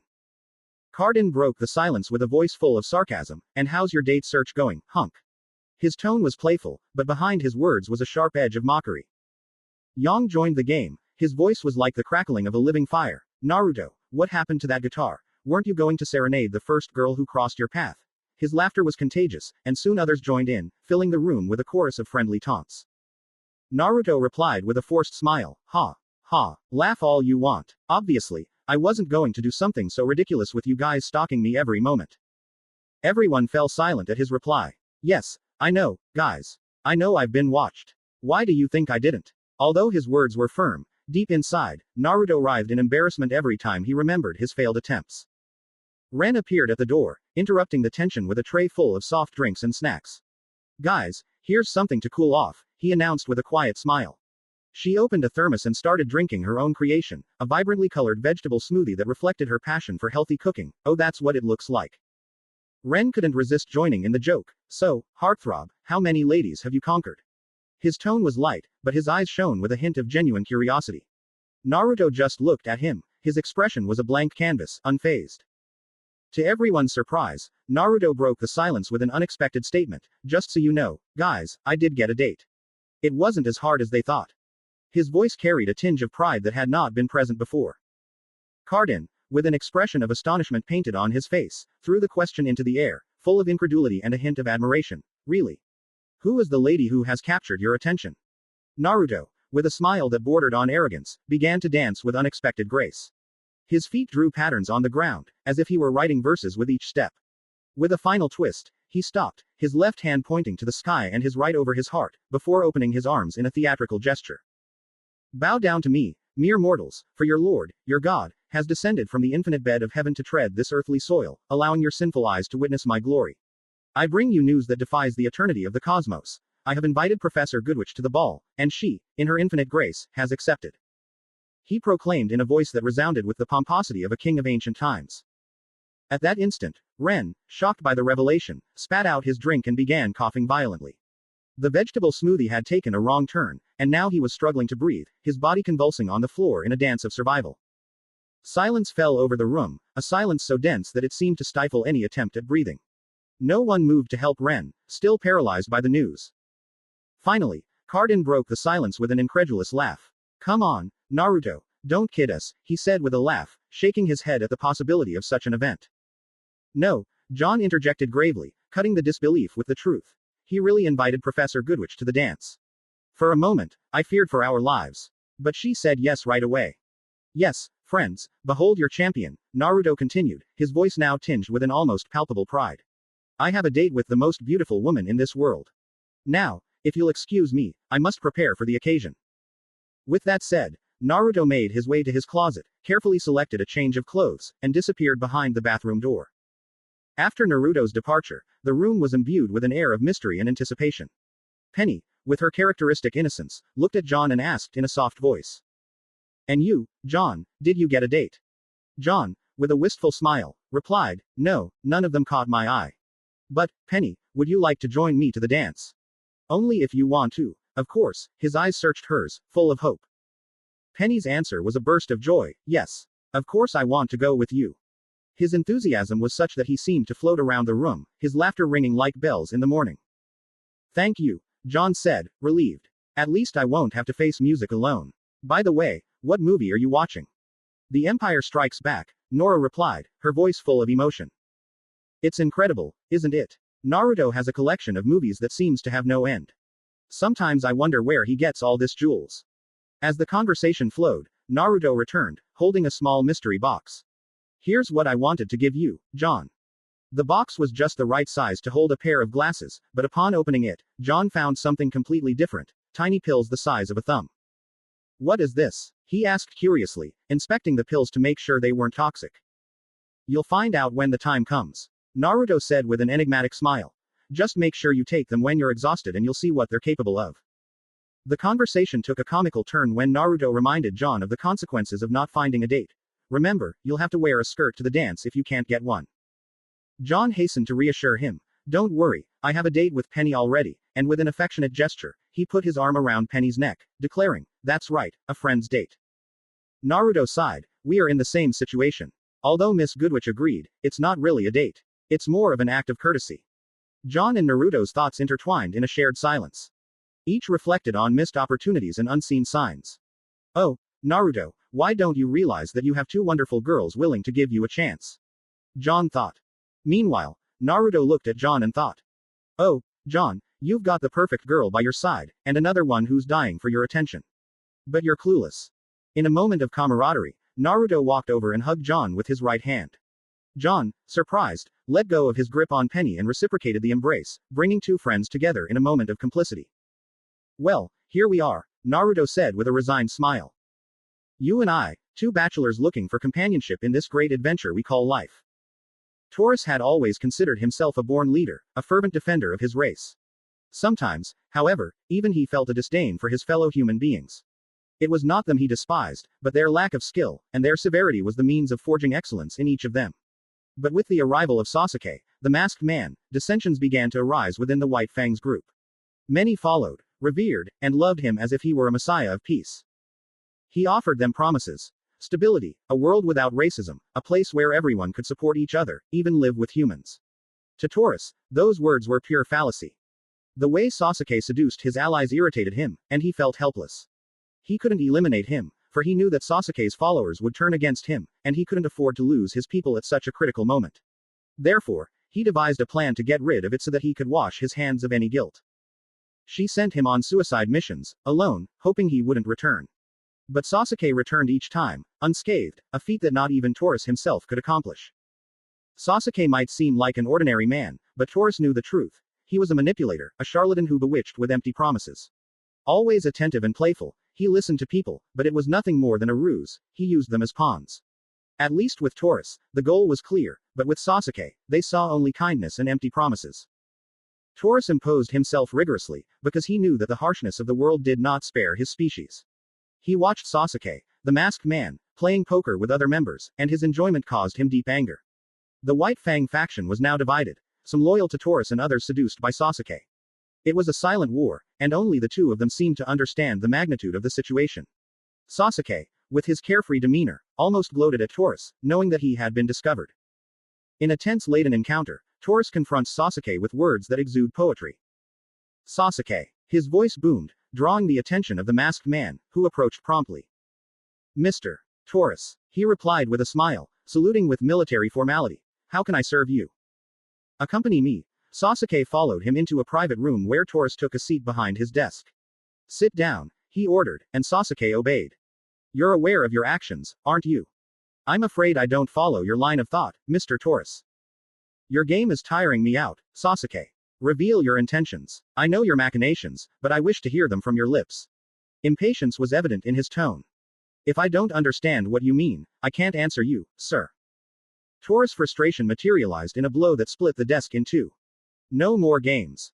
The cry echoed beyond the closed walls, and for a moment, silence reigned. Sasake and Taurus faced each other with their gazes. If you already know my intentions, Mr. Taurus, I see no need to verbalize them. Let's leave it at that. He got up to leave, but Taurus stopped him, pushing him against the wall hard. The tension between Taurus and Sasake intensifies, each word charged with defiance and accusation. Taurus, with his dominance threatened, confronts Sasake, whose serenity and confidence seem unshaken. Do you really think I'm oblivious to your games, Sasake? Do you think you can subvert my leadership without consequence? This group is mine, and I won't tolerate your corrupting influence. Deceptions. Your perception is clouded, Taurus. I do not seek to divide, but to unite. Your fear of the unknown has blinded you. Don't be ignorant, Sasake. I know your intentions. You are sowing discord among my people, and I will not allow that. From this point on, stay on the sidelines and limit your actions to the orders received. Unfortunately, I cannot abide by that directive. Sociability is part of my essence, Sasake replied, his laugh echoing with disdain. He wasn't afraid of Adam Taurus. To him, he was just another being, just another creature in this vast world. You're amused by this, aren't you? Your identity is a mystery. Hidden behind that robe and mask, you could be anyone, even a human. When I reveal your true nature, we will see if they continue to follow you. Maybe you're right, or maybe you're not. Why do you fear me so much, Adam? Do you feel threatened by my presence? Sasake asked, his teasing tone disappearing. I have heard how you rule with an iron fist, but, as I have already told you, I have no hidden plans. That's a blatant lie. Even if I had the audacity to fracture our alliance, what would be your next move, Taurus? Would you murder me? Please. If you dared to do such an act, do you really think that others would thank you? Would they not take up arms against you? You could exterminate them, I have no doubt of your ability, but could you endure such a loss? Especially now, on the eve of the execution of their great stratagem. Your threats are as empty as the abyss, Sasake proclaimed, his voice infused with unwavering defiance. Adam, you must understand that our actions are for a much higher good, Sasake replied, his tone tinged with sardonic amusement. What nonsense is that? Roared Adam Taurus, his sword pressing dangerously against the masked man's throat. We both know the truth, that your struggle doesn't stem from a genuine interest in the Faunus cause. No, that would be too noble for you. You're a killer, a vengeance-thirsty psychopath whose wretched existence has led you to desire nothing but retaliation. People of your ilk would sacrifice their own allies to achieve their ends. We're not so different, Adam. I, too, would make sacrifices, but here lies the difference. My actions wouldn't be driven by personal vendettas, Sasake declared, his voice a cutting whisper like the edge of a blade. And now, tell me, what significance does it hold that I am not a Faunus? And I'm not saying that I'm not one. Shouldn't you rejoice that I'm willing to offer my assistance? Your reaction only confirms my suspicions, you're nothing more than a supremacist, a tyrant among tyrants. And tell me, do you truly believe you led this cause? They follow you out of fear, and those who consider themselves your confidants are mere reflections of your own madness. I don't need such individuals in my circle, and frankly, neither do you need those weak souls, incapable of sacrificing everything for your cause. So, indeed, we both come out ahead, concluded Sasake, his final tone marked by unyielding coldness. To hell with this, cried Adam, and his sword sank into the masked man's throat. A smile of triumph spread across his face, but in an instant, the masked man's body dissipated into a cloud of smoke. What the hell? Murmured Adam, bewildered. Adam, you must understand that you lack the ability to kill me, and that is an unalterable truth. You should be thankful that I don't wish for your death, because if I did. The voice of the masked man, Sasake, vibrated from the shadows, and in the blink of an eye, it materialized behind Adam. The faun turned quickly, but froze, his eyes met the deep darkness of the mask, an icy, desolate void. You're lucky that I don't really need to eliminate you, so appreciate that I haven't lifted a finger against you. Sasake continued with an unsettling calm. He was on his way to the door when he stopped, throwing into the air some words full of meaning. Oh, right. I bumped into that lady you talk about so much. Blake Belladonna, is that so? Adam, whose attention had waned, tensed at the name. I watched her enjoying a date with a jovial faun. I think his name was Sun, or something like that. Didn't you mention that she was your former partner? The masked man asked in a mocking tone. It seems like it didn't take him long to replace you.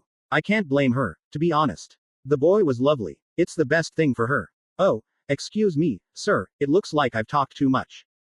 Adam stood motionless, but his hand on the hilt of his sword trembled, betraying his pent-up anger. Please consider that this is most beneficial for her. She looks happy. It would be prudent for you to stop pursuing her. Forget her. She's not the only woman in this world. The obsessive love you feel for her borders on the pathological. Perhaps you should seek professional help, Sasake said before leaving the room and closing the door behind him. Then the rumble of Adam Taurus was heard sweeping through every corner of the room. The sound of objects crashing against walls and a scream of incomprehensible fury filled the space. Damn, do you really think you can just leave me behind? To me, who have been everything to you, you are part of my being, I love you with a passion that burns the soul. How could you replace me so easily? Damn, you'll be sorry. I will annihilate that imposter, I will tear him to pieces, and beside him, you, my one true darling. Cried Adam Taurus, his voice a whirlwind of anger and despair. The masked man, known as Sasake, remained silent, a shadow of satisfaction crossing his hidden face, though he was not entirely happy with the course of events. It's true, love drives us to commit acts of madness, sometimes as extreme as these. He muttered to himself. Sasake gazed at his left hand, reflecting on his actions. Everything he had done was for a greater good, a necessary end. However, he could not help but feel repulsed by the means he had employed. The infighting was palpable. The collective well-being justified his actions, but the personal cost was a weight he carried in silence. Are you all right? Asked a childish voice, soft as the murmur of the wind. Whoa, sniff, sniff, was the only reply, a suppressed cry from a little girl who seemed to carry the weight of the world on her shoulders. Listen, it's very cold here. You should go home, said the boy, taking off his jacket and covering it with it the girl who was shivering in that cold, desolate corner. Do you know where your home is? I can come with you. he offered with a smile that was meant to be reassuring. No, I don't want to go back, the girl murmured between sobs. We have to get out of here or the cold will consume you. This place is not known for its warm sunrises, the boy insisted, his voice an echo of concern. The boy, with a protective gesture, took the girl's cheeks to look her in the eye, but recoiled in alarm. What happened to you? Who did this to you? Nobody. It was nobody, she stammered, avoiding his gaze. Tell me who it was, he pressed, his tone firm but filled with a concern he could not hide. It was nothing. Forget it, she responded, closing in on the boy's insistence, who finally obtained her silence. Either way, we must go, he said, helping her up. Guide me to your house, I'll take you. She moved forward with hesitant steps, leading him down a path familiar to him. Oh, this is the inn where I'm staying. Really? She exclaimed, surprised. Yes, I am with my father. He trains me to be a hunter, the boy confessed with a complicated expression, a mixture of sadness and determination. If I don't prove myself fit, he will stop training me. But I won't give up, I'll be a great hunter. She looked at him, a nascent curiosity in her gaze. By the way, my name is John Ark. It's a short, sweet name, girls love it, he said with a twisted smile. Cinder, she introduced herself in a voice that was a silken whisper.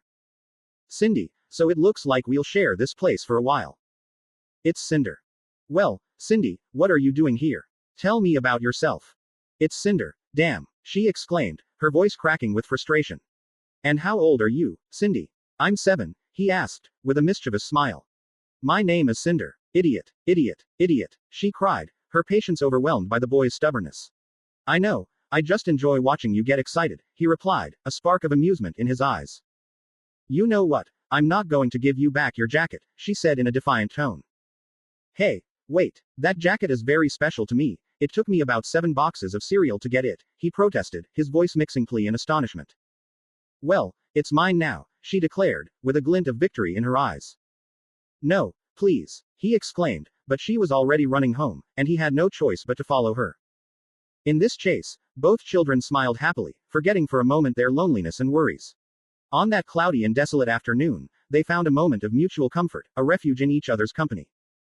John opened his eyes, staring at the ceiling of his room. He stood motionless, processing the dream he had just had. Cindy, it's you, isn't it? It can't be, after so many years. I'm sorry for that day. If I had been stronger, I would have saved you. Single quote. Hey, Pira, these aren't nuggets. It's dog kibble, Naruto said, his smile not reflecting joy, but a kind of question.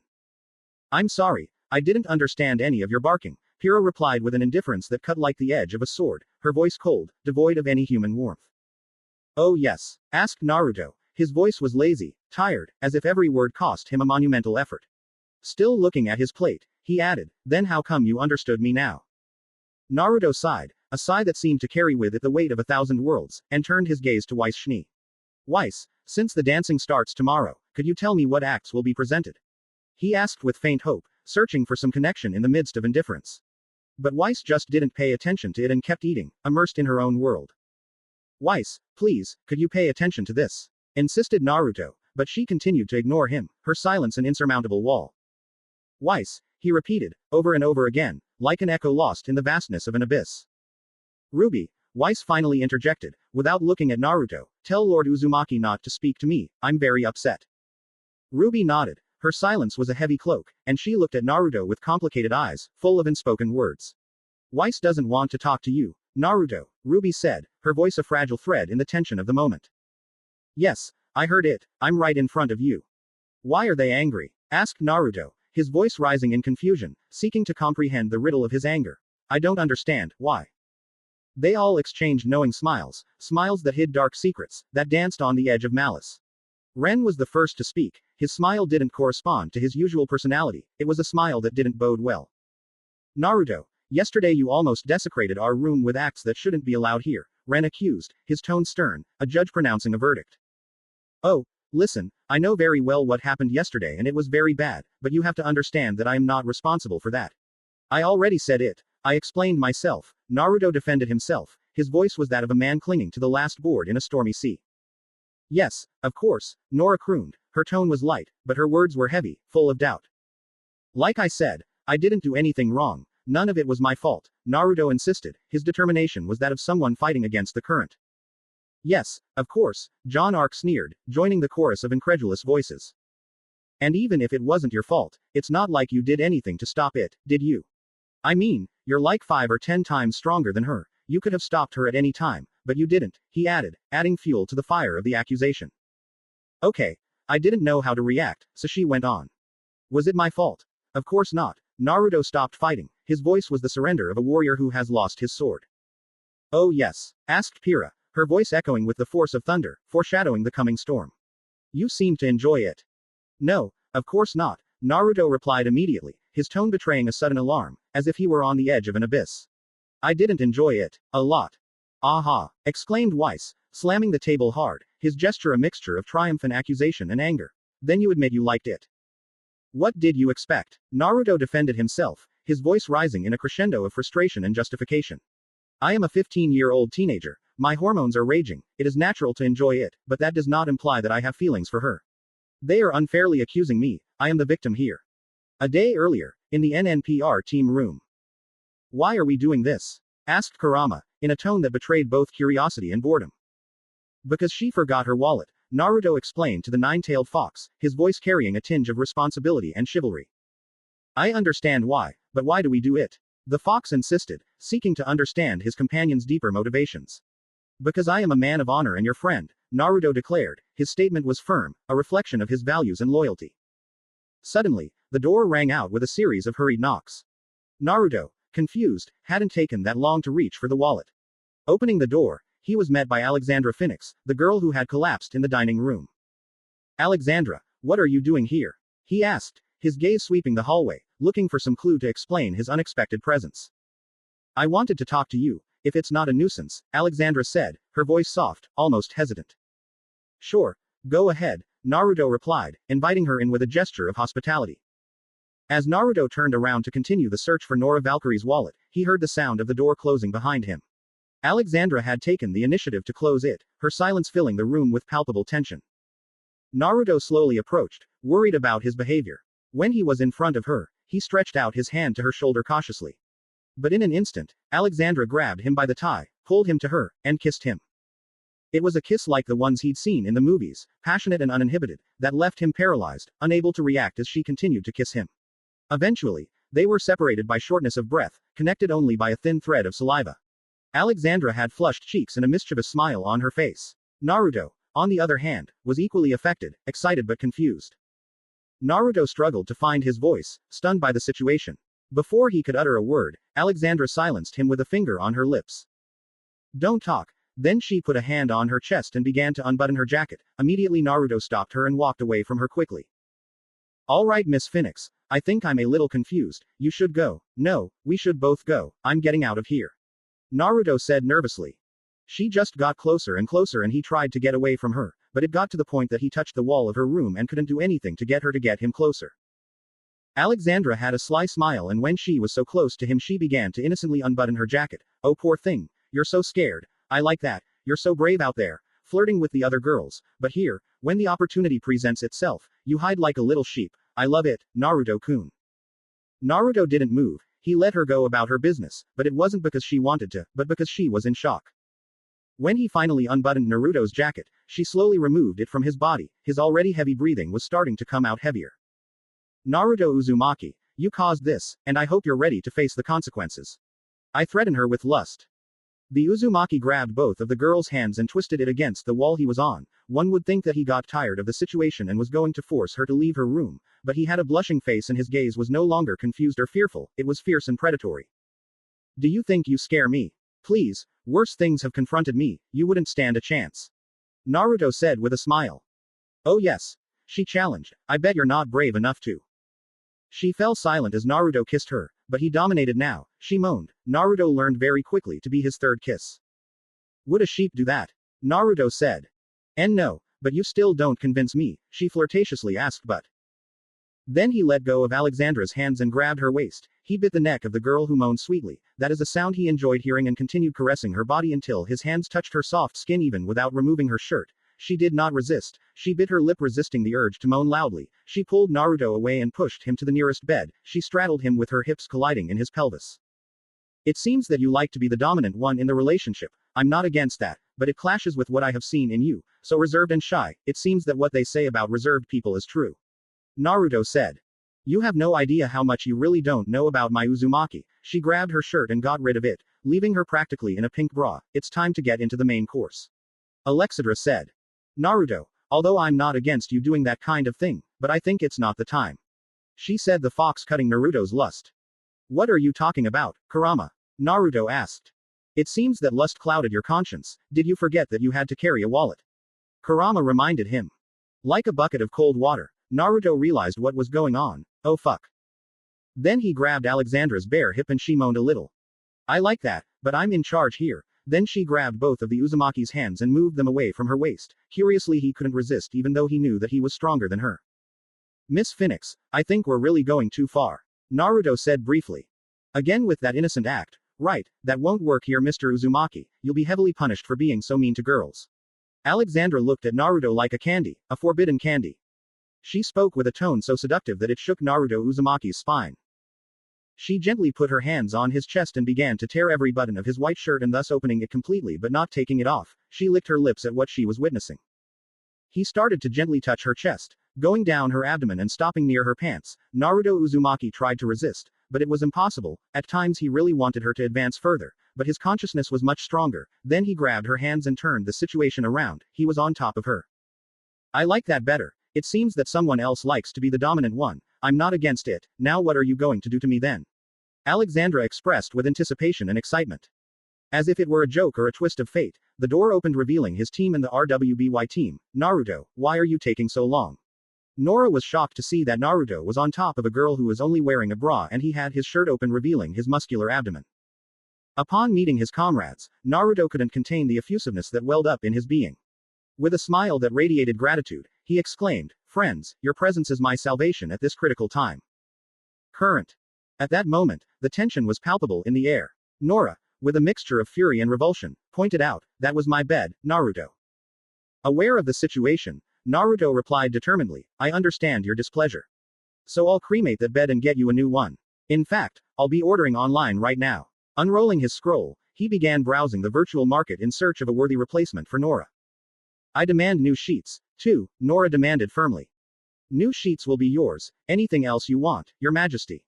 Naruto replied with a mixture of sarcasm and deference. Nora's wishes flowed like an overflowing river. I want a game console, chocolates in a box, a 49-inch TV, and the cartridges promised a month ago. Naruto calmly replied, the TV is yours, but the cartridges don't exist yet. Is there anything else I can offer you instead? A car was Nora's next whim, to which Naruto objected, without a license, a car wouldn't be of any use to you. So, I wish for a day at Vale's most luxurious spa, she declared. Granted, Naruto stated as he arranged the date at the most exclusive spa in the Kingdom of Vale. Naruto was still looking for ways to spend his money, now that his wealth was completely legitimate. Curiosity overcame Ren, who couldn't help asking, wait, you've never revealed to us the origin of your fortune. Pira, with an inquisitive look, added to the question, Naruto, share with us the secret of your wealth. Naruto, putting his scroll aside, faced Pira's gaze and sincerely promised, Pira, I'm not going to lie to you. He said those words and immediately took his scroll and proceeded to make his purchases. Pira gives him an annoyed face and Naruto feeling his partner's gaze sighs. Okay, but first, RWBY, he addressed RWBY, it's kind of embarrassing, but I forgot my wallet. Could you bring it for me? With her characteristic agility, RWBY disappeared in search of her wallet. Meanwhile, Naruto pulled a book from his jacket and slipped it across the table. Everyone recognized the title and silence took over the place.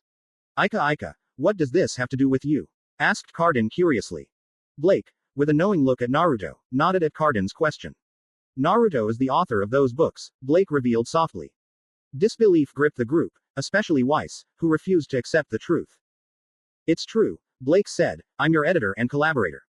Naruto, joining the confession, expressed his gratitude towards Blake. Naruto, deep in thought, muttered loudly, how can I convince them of the truth? Without further ado, he dialed the number of the publishing house that published his works, and a familiar voice, tinged with irritation, rang out on the other end of the line.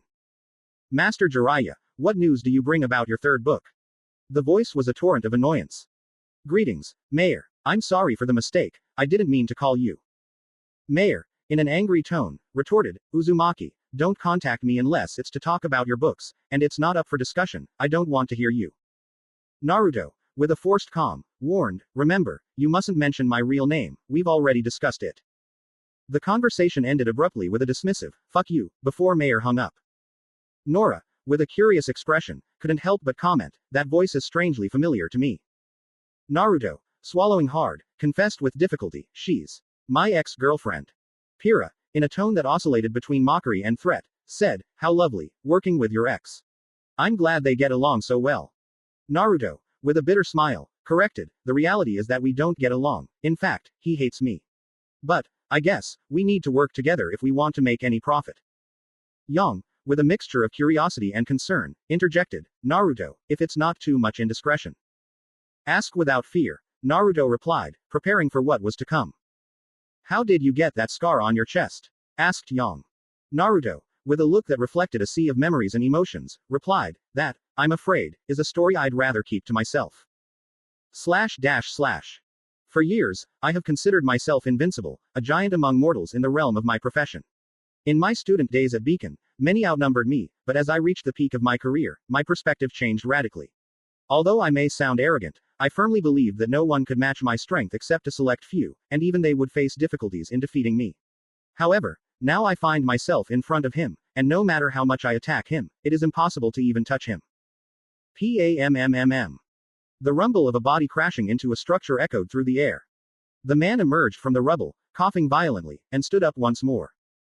Cough, cough, cough. Stay there, sir, said a masked voice, charged with an overwhelming presence. I'm afraid your persistence has become tedious. Haven't you learned from our previous meetings? It's silly to think he could beat me.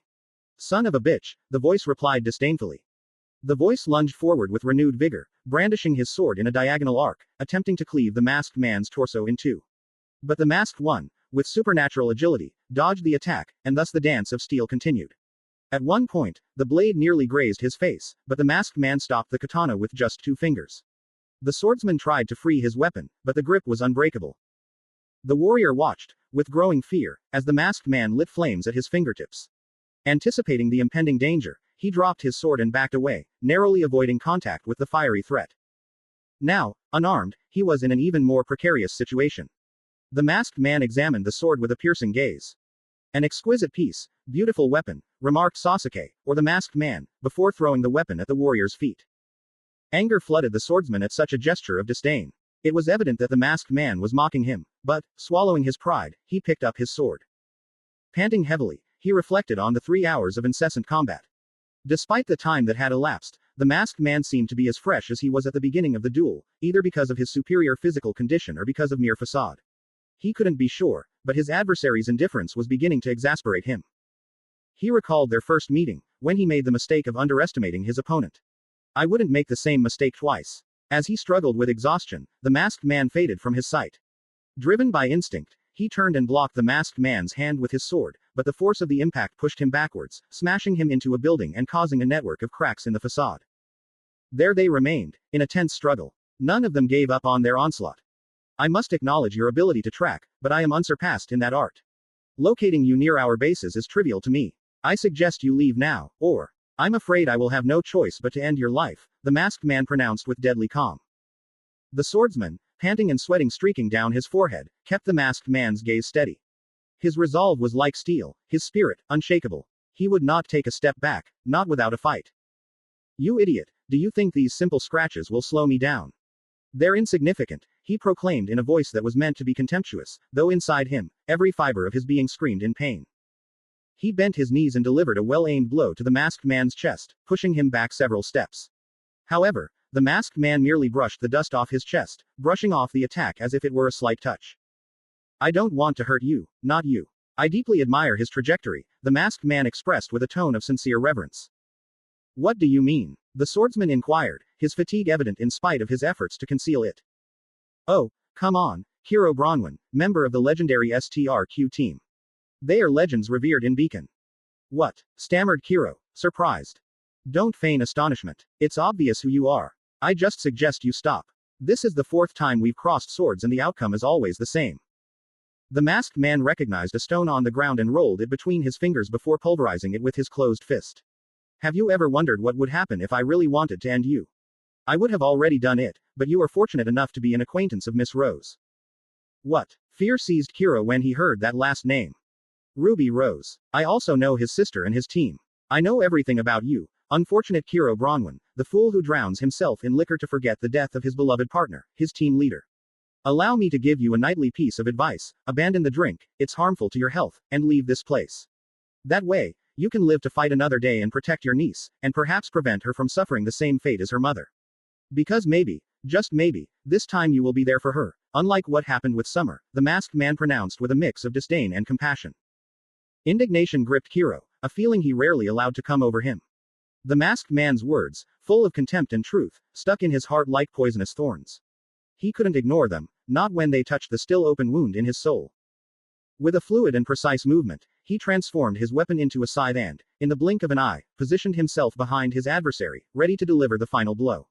But his blade found only the void, piercing the figure of the masked man as if he were a shadow. Kiro, bewildered but not defeated, persisted in his attack, each blow a reflection of his hope of wounding the enemy, but all proved futile. Sir, I suggest you cease your attempt, Sasake said, his voice tinged with unmistakable tedium. Why can't I reach you? Why can't I bring you down? Exclaimed Kiro, his voice a roar of frustration and humiliation. Years of training and battles seemed to mock him at the time, reducing him to a rookie in the eyes of a mere criminal. The reason is simple: you have never moved. With those words, reality faded, and Kiro found himself back at square one, his scythe in hand. An illusion, muttered Kiro, surprised. He had witnessed many abilities in his adversary, but never illusions. It was an unexpected and absurd twist. I don't wish for your death, but a wound might teach you a lesson. Suddenly, the masked man's hand lit up with lightning. Kiro was surprised again. It was virtually impossible for one man to possess so many abilities: clones, control of fire, lightning, wind, and earth. They were powers that defied reality, but this man wielded them as he pleased. This is impossible. Only a maiden could do that, Kiro whispered. A maiden? Asked the masked man, curious. Kiro realized his mistake too late. Yes, I hear better than most. This is fascinating. Tell me more about these maidens. This world seems to be full of mysteries. What can they do? And most importantly, where can I find them? They would be of great use to my purposes. Before he could say more, Kiro transformed into a bird and took flight, seeking to escape the revelation he had just made. But the masked man wasn't willing to let him go so easily. To run away at this moment, I suppose the maidens are of great importance. The masked man made a series of hand gestures and took a deep breath. Futon. Shinku Taegyoku, he invoked, and launched a sphere of compressed air that was headed straight for the bird. Kiro barely managed to dodge it, but the force of the impact fractured one of his wings, and he plummeted to the ground. Sasake watched with an almost macabre expectation. There was no doubt, his intention was clear: to overthrow, to dominate, to instill terror. Kiro, abandoning his feathered form, slammed to the ground, a blow that echoed with the echo of his fracturing bones. The pain was immense, a silent scream that threatened to escape through his clenched teeth. His arm, a tangle of broken bones and taut skin. With superhuman effort, he stood, trying in vain to put his shattered anatomy back together. He wasn't a doctor, but the survival instinct pushed him to try the impossible. Then the shadow of the masked man covered him, an ominous presence watching him from above, motionless, silent. Kiro fled, but the figure of the masked man haunted him, a specter haunting him from every high corner, a voice falling upon him from a distance. Tell me, these maidens you speak of, what powers do they possess? You spoke of the impossible, of controlling the elements. I deduce that they are the masters of such arts, Sasake shouted, his voice filled with amusement and intelligence. Shut up, muttered Kiro under his breath. And if I'm not mistaken, from their name, they must be exclusively women, right? Continued Sasake, his tone full of certainty. Kiro, his heart beating like a war drum and his breath cut off in panic, was running desperately. Sasake's presence was like an omnipresent shadow, a ghost that overtook him with every turn, every jump, every frantic run. One more curiosity, Kiro, these mysterious maidens, are they related to the ancient legend of the seasons? Asked Sasake, his voice a venomous whisper that crept into Kiro's consciousness. Hell, cried Kiro to himself, feeling despair curl in his chest. The need to flee from this being whose cunning and perception were as sharp as the blades he carried was overwhelming. Your knowledge of them leads me to believe that you have had previous encounters. Who do you serve, my dear? My theories are varied. Perhaps you are a member of an occult brotherhood, a lone wolf. Or perhaps, Ozpin, speculated Sasake with eerie precision. The revelation struck Kiro like a bolt of lightning. The masked man's deductions were wrong, but they came dangerously close to the truth. He had to keep quiet, he had to prevent Sasake from coming to the right conclusion at all costs. Damn it, cried Kiro, turning on his heel. He hurriedly loaded his gun with all the bullets he had left and fired at the figure hovering over a building. The rumble was deafening, and the structure crumbled under the rain of dust. Without stopping to check the masked man's fate, Kiro turned and ran with all his might, fading into the blackness of the night. But just before he completely disappeared, the masked man's voice reached him once more. "Take care, sir," he exclaimed jovially. "And please abstain from drinking. It is a habit injurious to health." In that fourth confrontation, a truth became apparent to Kiro. The masked man knew his niece and, for her, had decided to spare her life. Kiro awoke in the evening light, his head heavy and the bitter taste of alcohol still on his tongue. His arm, though physically healed, ached with the memory of broken bones. Damn, I talked too much. Now he's after them. Although at least I know he's not involved in the Amber thing. The sound of the scroll interrupted his thoughts. Kiro frowned, not wanting to interact. He only wanted to drown his sorrows in solitude. What do you want, Oz? Open double angle bracket, not even a greeting. You should be more polite. Kiro close double angle bracket. I'm not in the mood for formalities, Ozpin. What do you need? The brusque response elicited a sigh on the other end of the line. Ozpin, bluntly, got to the point. Open double angle bracket, I need in favor. We are short-staffed for first-year missions, and I require your assistance. Close double angle bracket. Kiro got up and walked to the fridge in search of something to eat. I'm not in a position to help now. Open double angle bracket, I understand your fatigue, but it is a vitally important task for our inner circle. Close double angle bracket. I don't see how taking care of rookies is crucial for us, Kiro replied. Open double angle bracket, it's more than that. I need you to evaluate a possible successor. I must make sure that she is prepared to assume power. Close double angle bracket, Ozpin said, his voice heavy with gravity. Those words hit Kiro like a punch. He had failed again. On a critical mission, he had disappointed someone who trusted him. Oh. Seriousness took hold of Kiro. He closed the fridge and gave Ozpin his full attention. So, we're looking for a replacement. I guess there's no hope for Amber. Ozpin's voice was heavy, tinged with exhaustion and sadness. I didn't want to utter those words. I didn't want to risk another young woman. Open double angle bracket, I'm afraid his condition is deteriorating by the minute. We cannot allow their power to fall into enemy hands. Quote. It's okay. Kiro sighed deeply. I'll keep an eye on her. In the silence of the elevator, which ascended with the solemnity of an old sage, Naruto broke the silence with a question that floated in the air like a curious feather. Guys, it's not for nothing, but why are you here? The gaze of his companions met in a dance of uncertainties and half-told secrets. Ren, with the serenity of a calm lake, began to unravel the mystery. You'll be going with Assistant Principal Glinda Goodwitch to the dance.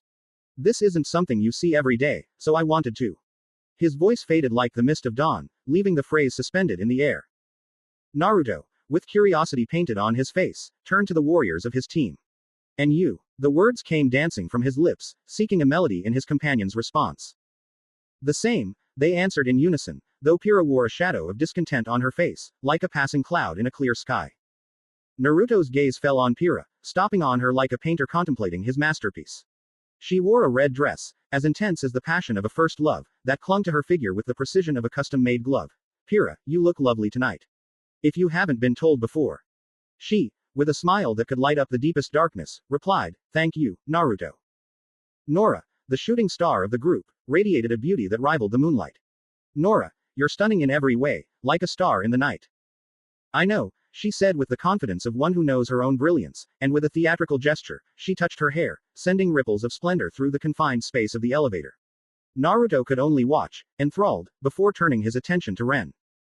And you, my friend, see yourself. Hey, for a moment, I really wish you would wear a dress. How would it look on you? The question, loaded with a light humor, floated between them. Ren, with lightning speed, flashed his middle finger in response. Rot, Uzumaki, he said, with a smile that belied the harshness of his words. The conversation took an unexpected turn when Naruto, with the innocence of a child, asked, And where's your date, Pyrrha? She lowered her gaze, like a flower bowing at the coming of winter. I don't have a date, Naruto. What? Naruto's surprise echoed in the elevator like thunder in a clear sky. No one has invited me to the ball. But how is that possible? Exclaimed Naruto, his voice full of disbelief. It's more common than you think. A lot of people think I'm unattainable for them and. Pyrrha left the phrase in the air, like a leaf blown by the wind. Wait, are you telling me you were free all this time? Naruto, with surprise still painted on his face, couldn't believe his ears. Yes. Why? Pyrrha replied, her confusion palpable as the morning breeze. Naruto put his hand to his forehead, and with a sigh that carried the weight of the world, said, knowing this, I would have invited you. Wait, would you have invited me? Pyrrha's question was a whisper full of hope. Of course, it would have been a pleasure to accompany you, but I was under the impression that you had other plans, Naruto confessed with the frankness of one who has nothing to hide, hinting at a longing that lay in the gloom of the implicit. And why don't you postpone your meeting with the teacher? Nora proposed, in a tone that hinted at more than just a suggestion. Impossible, my word is my commitment. It seems that fortune is not on my side today. However, would you grant me the honor of a dance if I still have time? Asked Naruto with a mixture of hope and resignation. Dancing with you would be a delight, Pyrrha replied, her smile lighting up the room.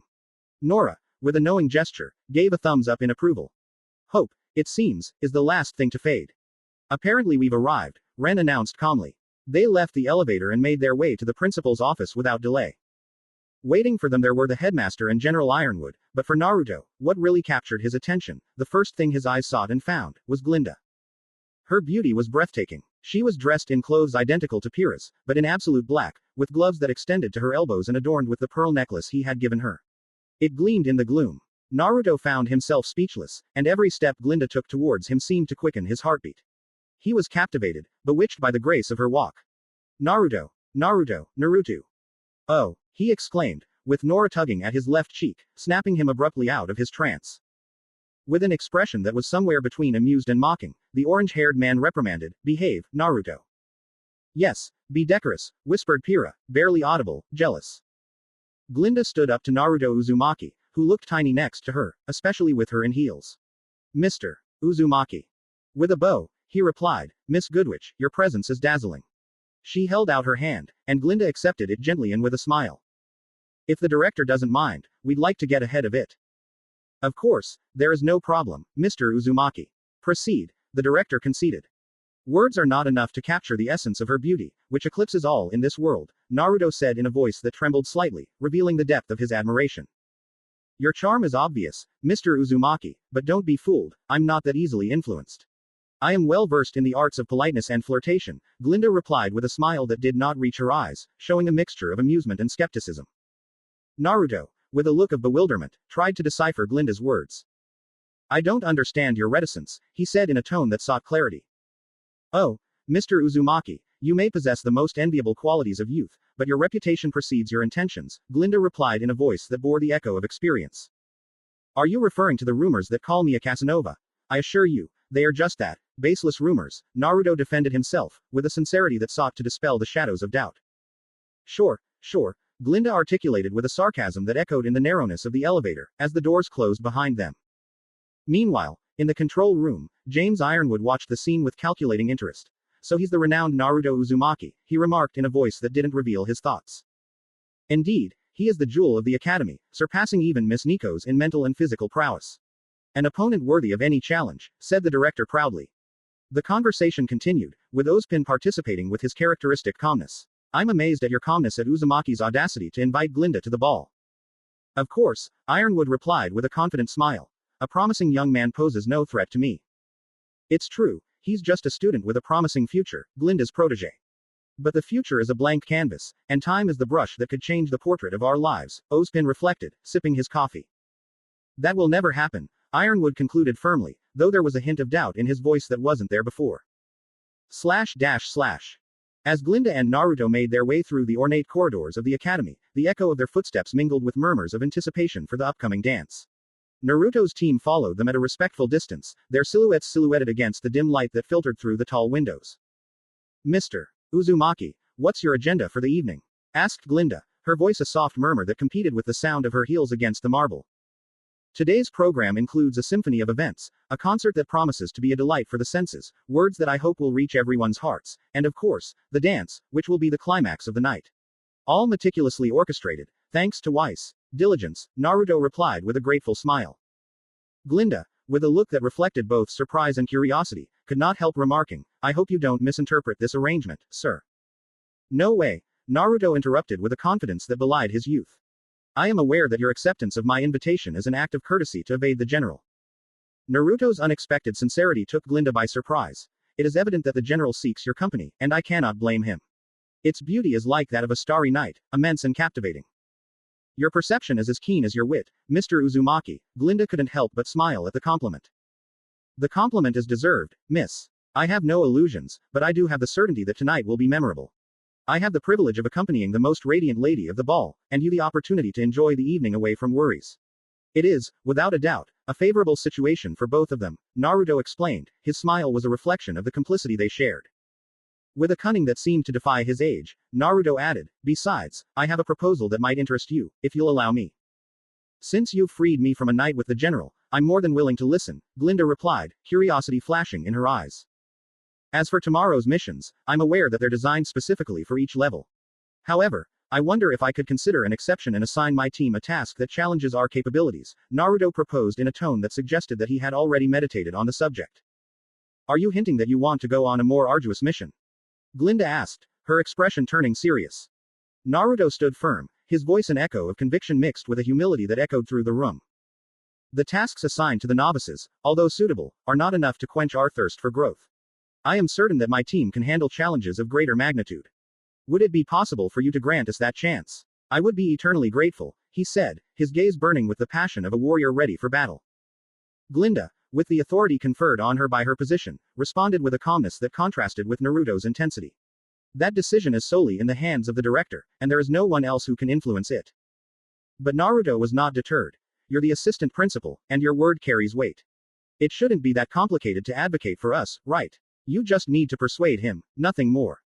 Glinda, with a look that reflected the seriousness of the situation, replied, what you ask is no small thing, Mr. Uzumaki. Naruto, with a sly smile, hinted, it's true, my requests are big, but I also offer a solution to a problem that afflicts them. The assistant principal frowned, I'm afraid my answer must be no. The risks involved are too high. Also, what exactly does it refer to? Naruto, with a piercing gaze and a low voice, shared his hidden knowledge. I've heard rumors that the council is exerting pressure because they've apparently slowed down my partner's progress, he said, casting a furtive glance at the redhead who was with him. Then let's give them what they want. Assign us a high-stakes mission and show that not only have you not hindered Miss Nico's progress, but you have raised it to unimaginable heights, he boldly proposed. Glinda acknowledged the pressure of the council, but her curiosity was palpable. Yes, they've been pressuring us, that's true. But how are you aware of this? With a smile that hinted at 1,000 secrets, Naruto revealed the source of his forbidden knowledge. Miss Lavender, with her silver tongue, has shared with me more than the stars reveal on the clearest night. Pyrrha, whose patience had been consumed by the fire of her temper, could not take it any more and her voice burst like thunder. You dared to intertwine words with that woman. Glinda, whose patience was fading like mist at dawn, heaved a sigh of exasperation. Uzumaki, your seduction games are a labyrinth with no way out. Flirting is a dangerous art, and those who practice it too freely often find their fate sealed in shadows and silence. It could end up in a bag. Naruto, whose smile was tinged with unusual seriousness, nodded in resignation.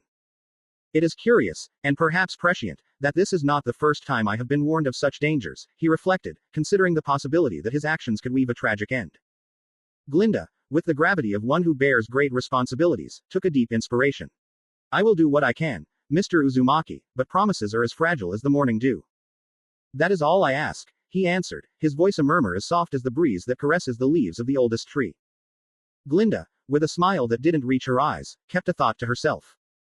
What they don't know is that Ozpin had already woven more complex plans for you, a challenge that will test every fiber of your being. Roman Torchwick was in the heart of a forgotten city, not a vibrant, bustling metropolis, but a shadow of its former self, marked by tragedy and neglect. The rubble of Mountain Glen, the failed expansion project of the Kingdom of Vale, lay before him like a tapestry of despair. With a slow gesture, Roman stripped off his hat and pressed it to his chest, bowing his head in a gesture of silent respect. What melancholy I have, he murmured, his voice a whisper among the ruins. How did I get here, from a simple thief to being branded a terrorist? A sigh escaped his lips, a mist in the cold air of desolation. Neo, he called softly. Like a ghost, the figure of a young woman appeared beside him, turning towards him with a gaze that cut through the silence. How are our plans going? She nodded, her gesture was confirmation that everything was on track. Got it. You still have a chance to take me up on my offer, you know. What do you decide? The girl's response was a mute swaying of her head. I'm serious, you could leave now and leave all this behind. The situation will become dark and dangerous before we know it. With a series of fluid gestures, she communicated her message. You have no obligation to me, I have already told you. You're free to go, Why stay tied to my fate? I've told you over and over again. She responded with another sequence of signs. She's strong and independent, you don't need to worry about her. A new series of movements of his hands followed. Sasake won't join us, he serves the highest bidder, and Cinder is the most generous benefactor he could have. He won't challenge her. She articulated another set of signs. I understand that you have a special affection for him, but Sasake has his own ambitions. You've probably sensed it, haven't you? He has his own designs for all of this, Roman said, staring at the ruins of Mountain Glen. You have the option to leave for another realm, to seek a fuller life. You can take all my money, I won't hold a grudge against you, but I implore you, please leave. In the gloom of Mountain Glen, Neo stood firm, his head shaking his head determinedly as his hands wove a silent ballet of gestures.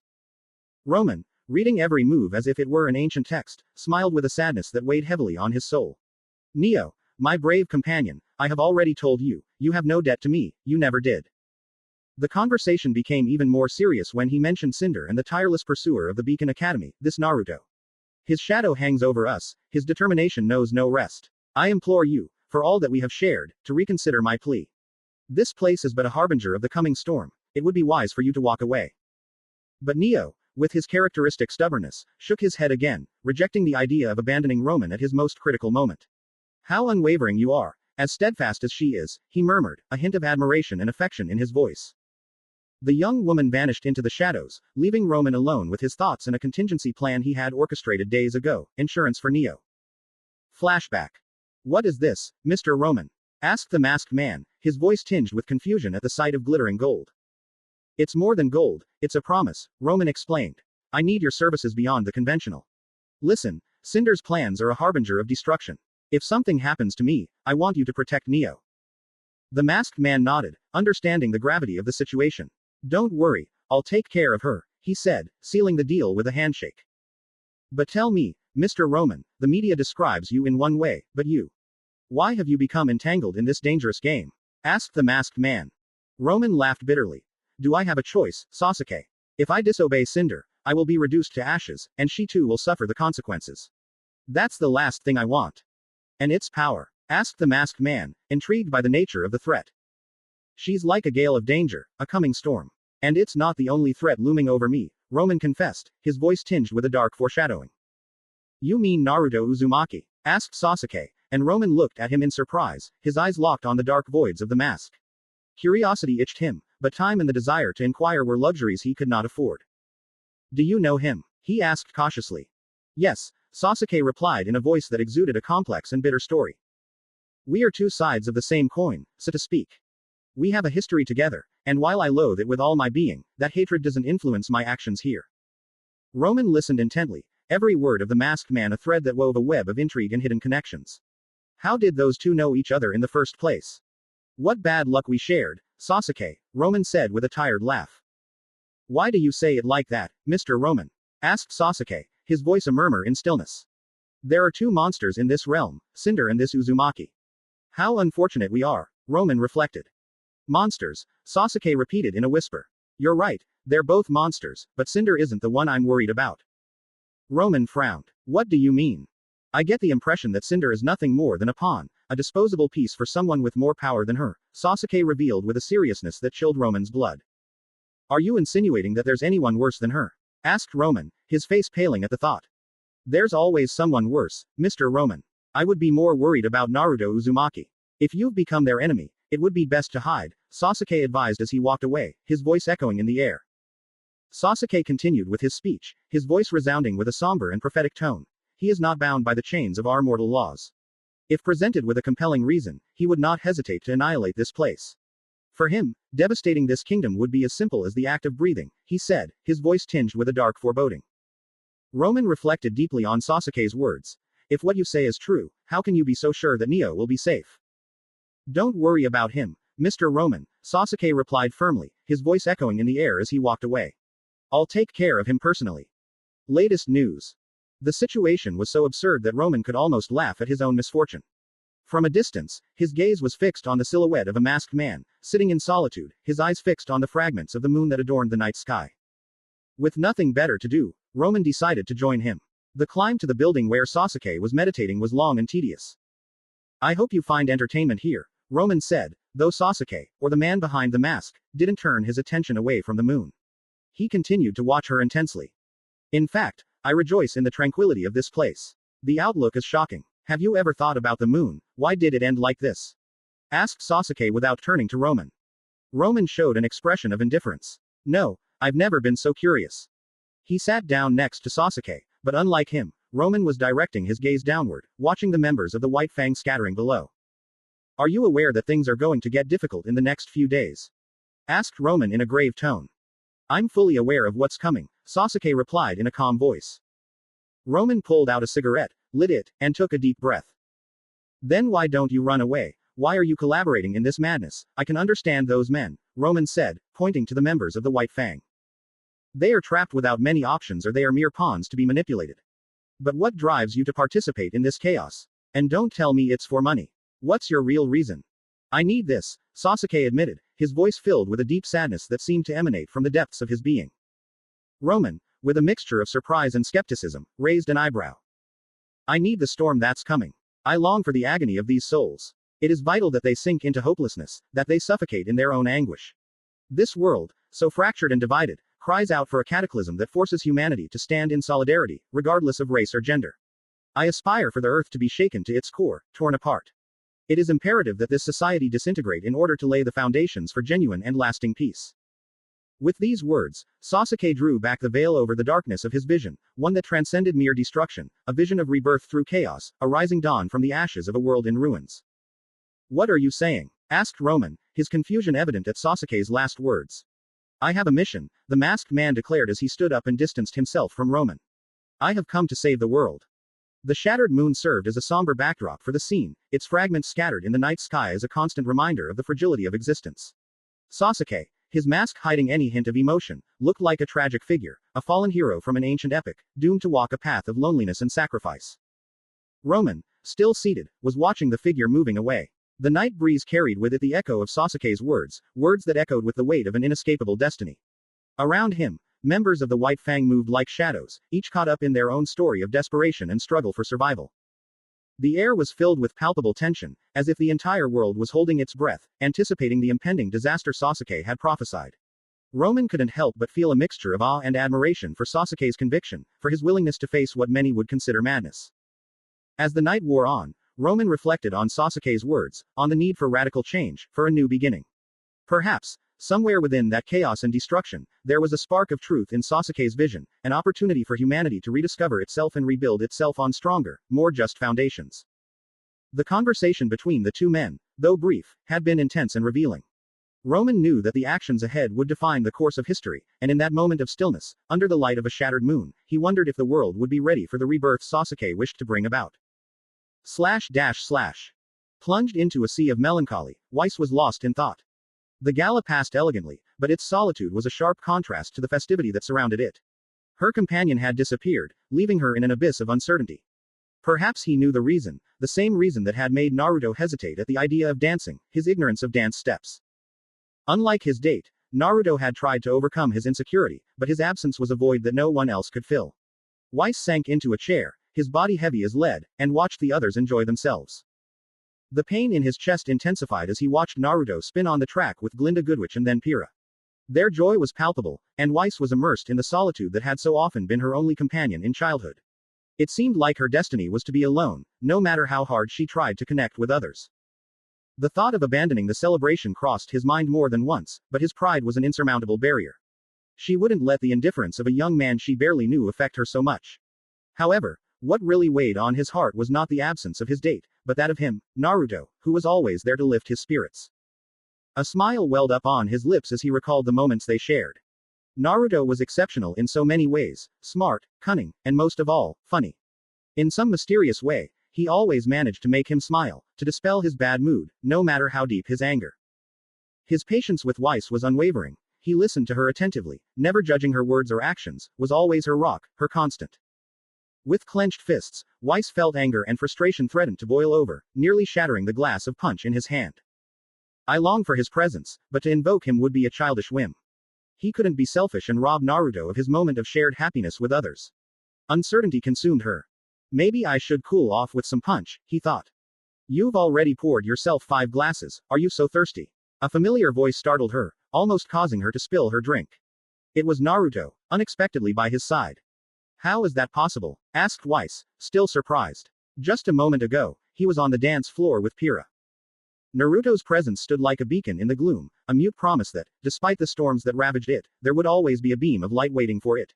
Weiss was in a dilemma of feelings, but in the recesses of his being, he was aware that, regardless of his choice, Naruto would be there, as he had always been, being his unwavering support in every measure of this complex waltz of existence. Hi Weiss, are you okay? You seem somewhat isolated, Naruto asked in a jovial tone. I am perfectly fine, she replied, recovering quickly from the surprise and assuming a pose of indifference. To what do I owe the honor of this interruption, Mr. Uzumaki?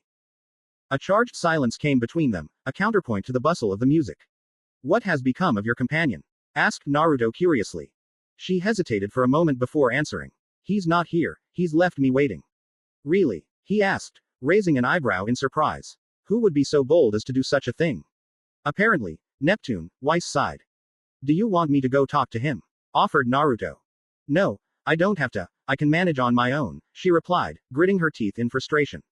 She didn't want to be pitied. Well, since you're without a partner, said Naruto, taking her hand and pulling it decisively. He guided her to the dance floor. Let's indulge in dancing. You've taught me a few steps, and it would be an honor to try and outdo my teacher. She couldn't help but smile at his enthusiasm. Come on, Naruto, you've only practiced for a couple of days. Do you really think you can compete with me?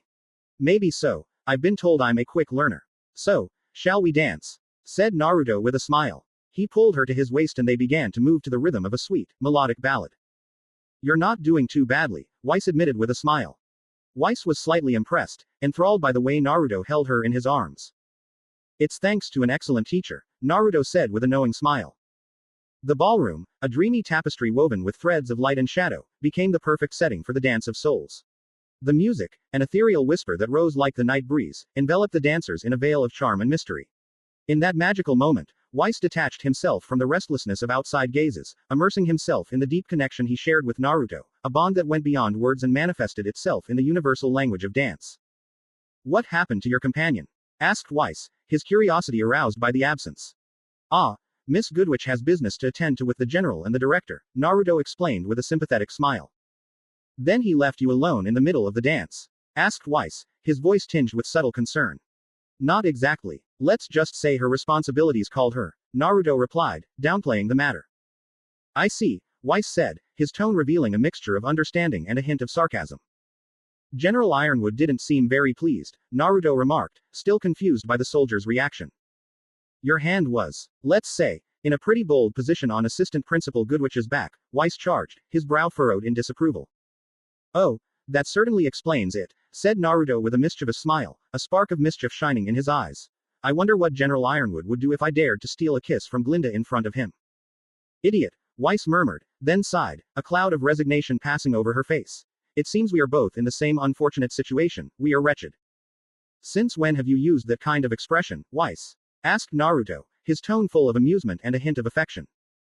It seems that some of your ways have rubbed off on me, she replied, a warm smile on her lips. Resting his head on Naruto's chest, Weiss let himself be rocked by the serene rhythm of his heart. That sound was a soothing balm, a metronome that marked the rhythm of a moment of peace in the tumult of the environment. In the intimacy of their closeness, the world around them seemed to disappear, plunging them into a timeless space, where only the two of them existed, the harmonic beating of their hearts and the music that surrounded them in an ethereal embrace, a murmur of veiled promises and budding emotions. Naruto, how are you getting along with Pyrrha? Asked Weiss, his curiosity piqued. Naruto looked confused at the question. Everything is going well, we haven't had any problems as far as I know. Hasn't she given you to understand something else? Staff, Weiss asked delicately. What do you mean? He replied, genuinely bewildered. Something more intimate, beyond friendship. Do you mean a duel? We do that a lot in training. I don't get what you're aiming at, Naruto said innocently. Oh, Naruto, Weiss couldn't help but smile at his naivety. Despite his cunning in so many respects, there were certain subtleties that were foreign to him. That was one of the reasons I appreciated him so much. Naruto, if someone asked you out, would you accept? Asked Weiss, trying to sound casual. Naruto's response was swift and blunt. No, I wouldn't. Weiss was taken aback by his response and bit his lip, holding back his reaction. For now, I'm not looking for a relationship. I'd rather focus on our friendship, Naruto confessed. What do you mean? Asked Weiss, trying to understand it better. I like how things are at the moment. If I had a partner, I would have to dedicate all my attention to them, and that's not what I want. You, my friends, are my priority. Taking care of you is the closest thing to true love that I know. I hope this lasts a long time. Maybe after we graduate, I'll consider having a relationship. For now, said Naruto, gently caressing Weiss's cheek. She blushed at the contact, feeling a chill of excitement. I just want to be with you and with others, he said with contagious joy. Weiss hugged him tightly, almost hiding his face in his chest. Naruto, do you make me a promise? If it's in my power, I will, he replied, caught up in Weiss's earnestness. Promise me you'll always be with us, you'll always be there for me, Weiss whispered, her voice heavy with longing and barely concealed hope. That's all, laughed Naruto lightly. Of course I'll be there for you. This is where I belong, by your side. You shouldn't make promises so lightly, Naruto. They often don't end well for you, warned a voice inside him, Kurama's. // Every step he took was a battle, not only physically but also emotionally. For a long time, he had searched tirelessly for this special someone. Finally, he found her in the most unexpected place. She had changed drastically over the years. Before, she was a thin, androgynous-looking girl, hard to recognize. Now, she had transformed herself into a woman of unmatched beauty, the most beautiful he had ever beheld. Deep in his heart, he hoped that she could remember him, though he feared it was just a dream. She longed to find out the truth, to confirm if it really was her, the girl she once failed. I wanted to be by his side, the way he couldn't be that fateful night. However, he stopped. John Arc froze, watching the young woman dance with her teammate. He had witnessed that scene countless times, but he felt no jealousy or fear for their possible relationship. Actually, he would feel genuinely happy if she found happiness, that was all that mattered. Still, deep down, he didn't feel ready to face her. He wondered if she would still remember him, and if so, what emotions would he arouse in her? Disappointment, resentment, or perhaps, to her, he meant nothing anymore. Fear gnawed at his soul. It seems that I'm still the same old coward, he muttered to himself. She turned on her heel and walked over to her friend Penny, past her. Maybe, just maybe, someday I'll find the courage to talk to you. He walked forward without paying attention to his surroundings, took the nearest chair, and sat down in a secluded corner, where no one could interrupt his thoughts. He sank into misery once more, feeling like the same coward as always. What should I do now? Asked John, his voice barely a whisper in the vastness of the moonlit room. Night light streamed through the windows, tinting every surface with an ethereal glow that further embellished the surroundings and added a touch of solemnity to the moment. Are you miserable, my friend? There are two of us now, a voice nearby rang out, breaking the silence that enveloped him. John was startled, he hadn't noticed the presence of anyone next to him. Excuse me, did I scare you? Asked the figure he now recognized as Cardin. John sighed, a mixture of relief and resignation in his breath. It's just you, Cardin. The other man nodded, understanding John's unspoken dilemma. Love problems? He inquired with an accurate guess. Yes, John admitted, his gaze falling to the floor, where his reflection distorted on the polished wooden floor. He recalled a past exchange, words that had marked the beginning of a friendship and the awakening of his first love. You know what? Keep the shirt. I don't want it. You've already contaminated it, he had said in a playful tone. Are you implying that I'm dirty? She had retorted, eliciting a shared laugh. I didn't insinuate anything, you said it, he concluded, sealing an indelible memory. A wistful smile spread across John's lips. That night of separation had been dark and desolate, cold and cruel. But now, when I met her again, the night was transformed into something lively and joyful, dreamy and hopeful. However, just like on that occasion, I felt that I could not reach her. John was at a crossroads of feelings and memories, torn between longing and uncertainty, between the desire to get closer and the fear of being rejected. The night went on, and with each passing moment, the decision to speak with her became both more urgent and distant.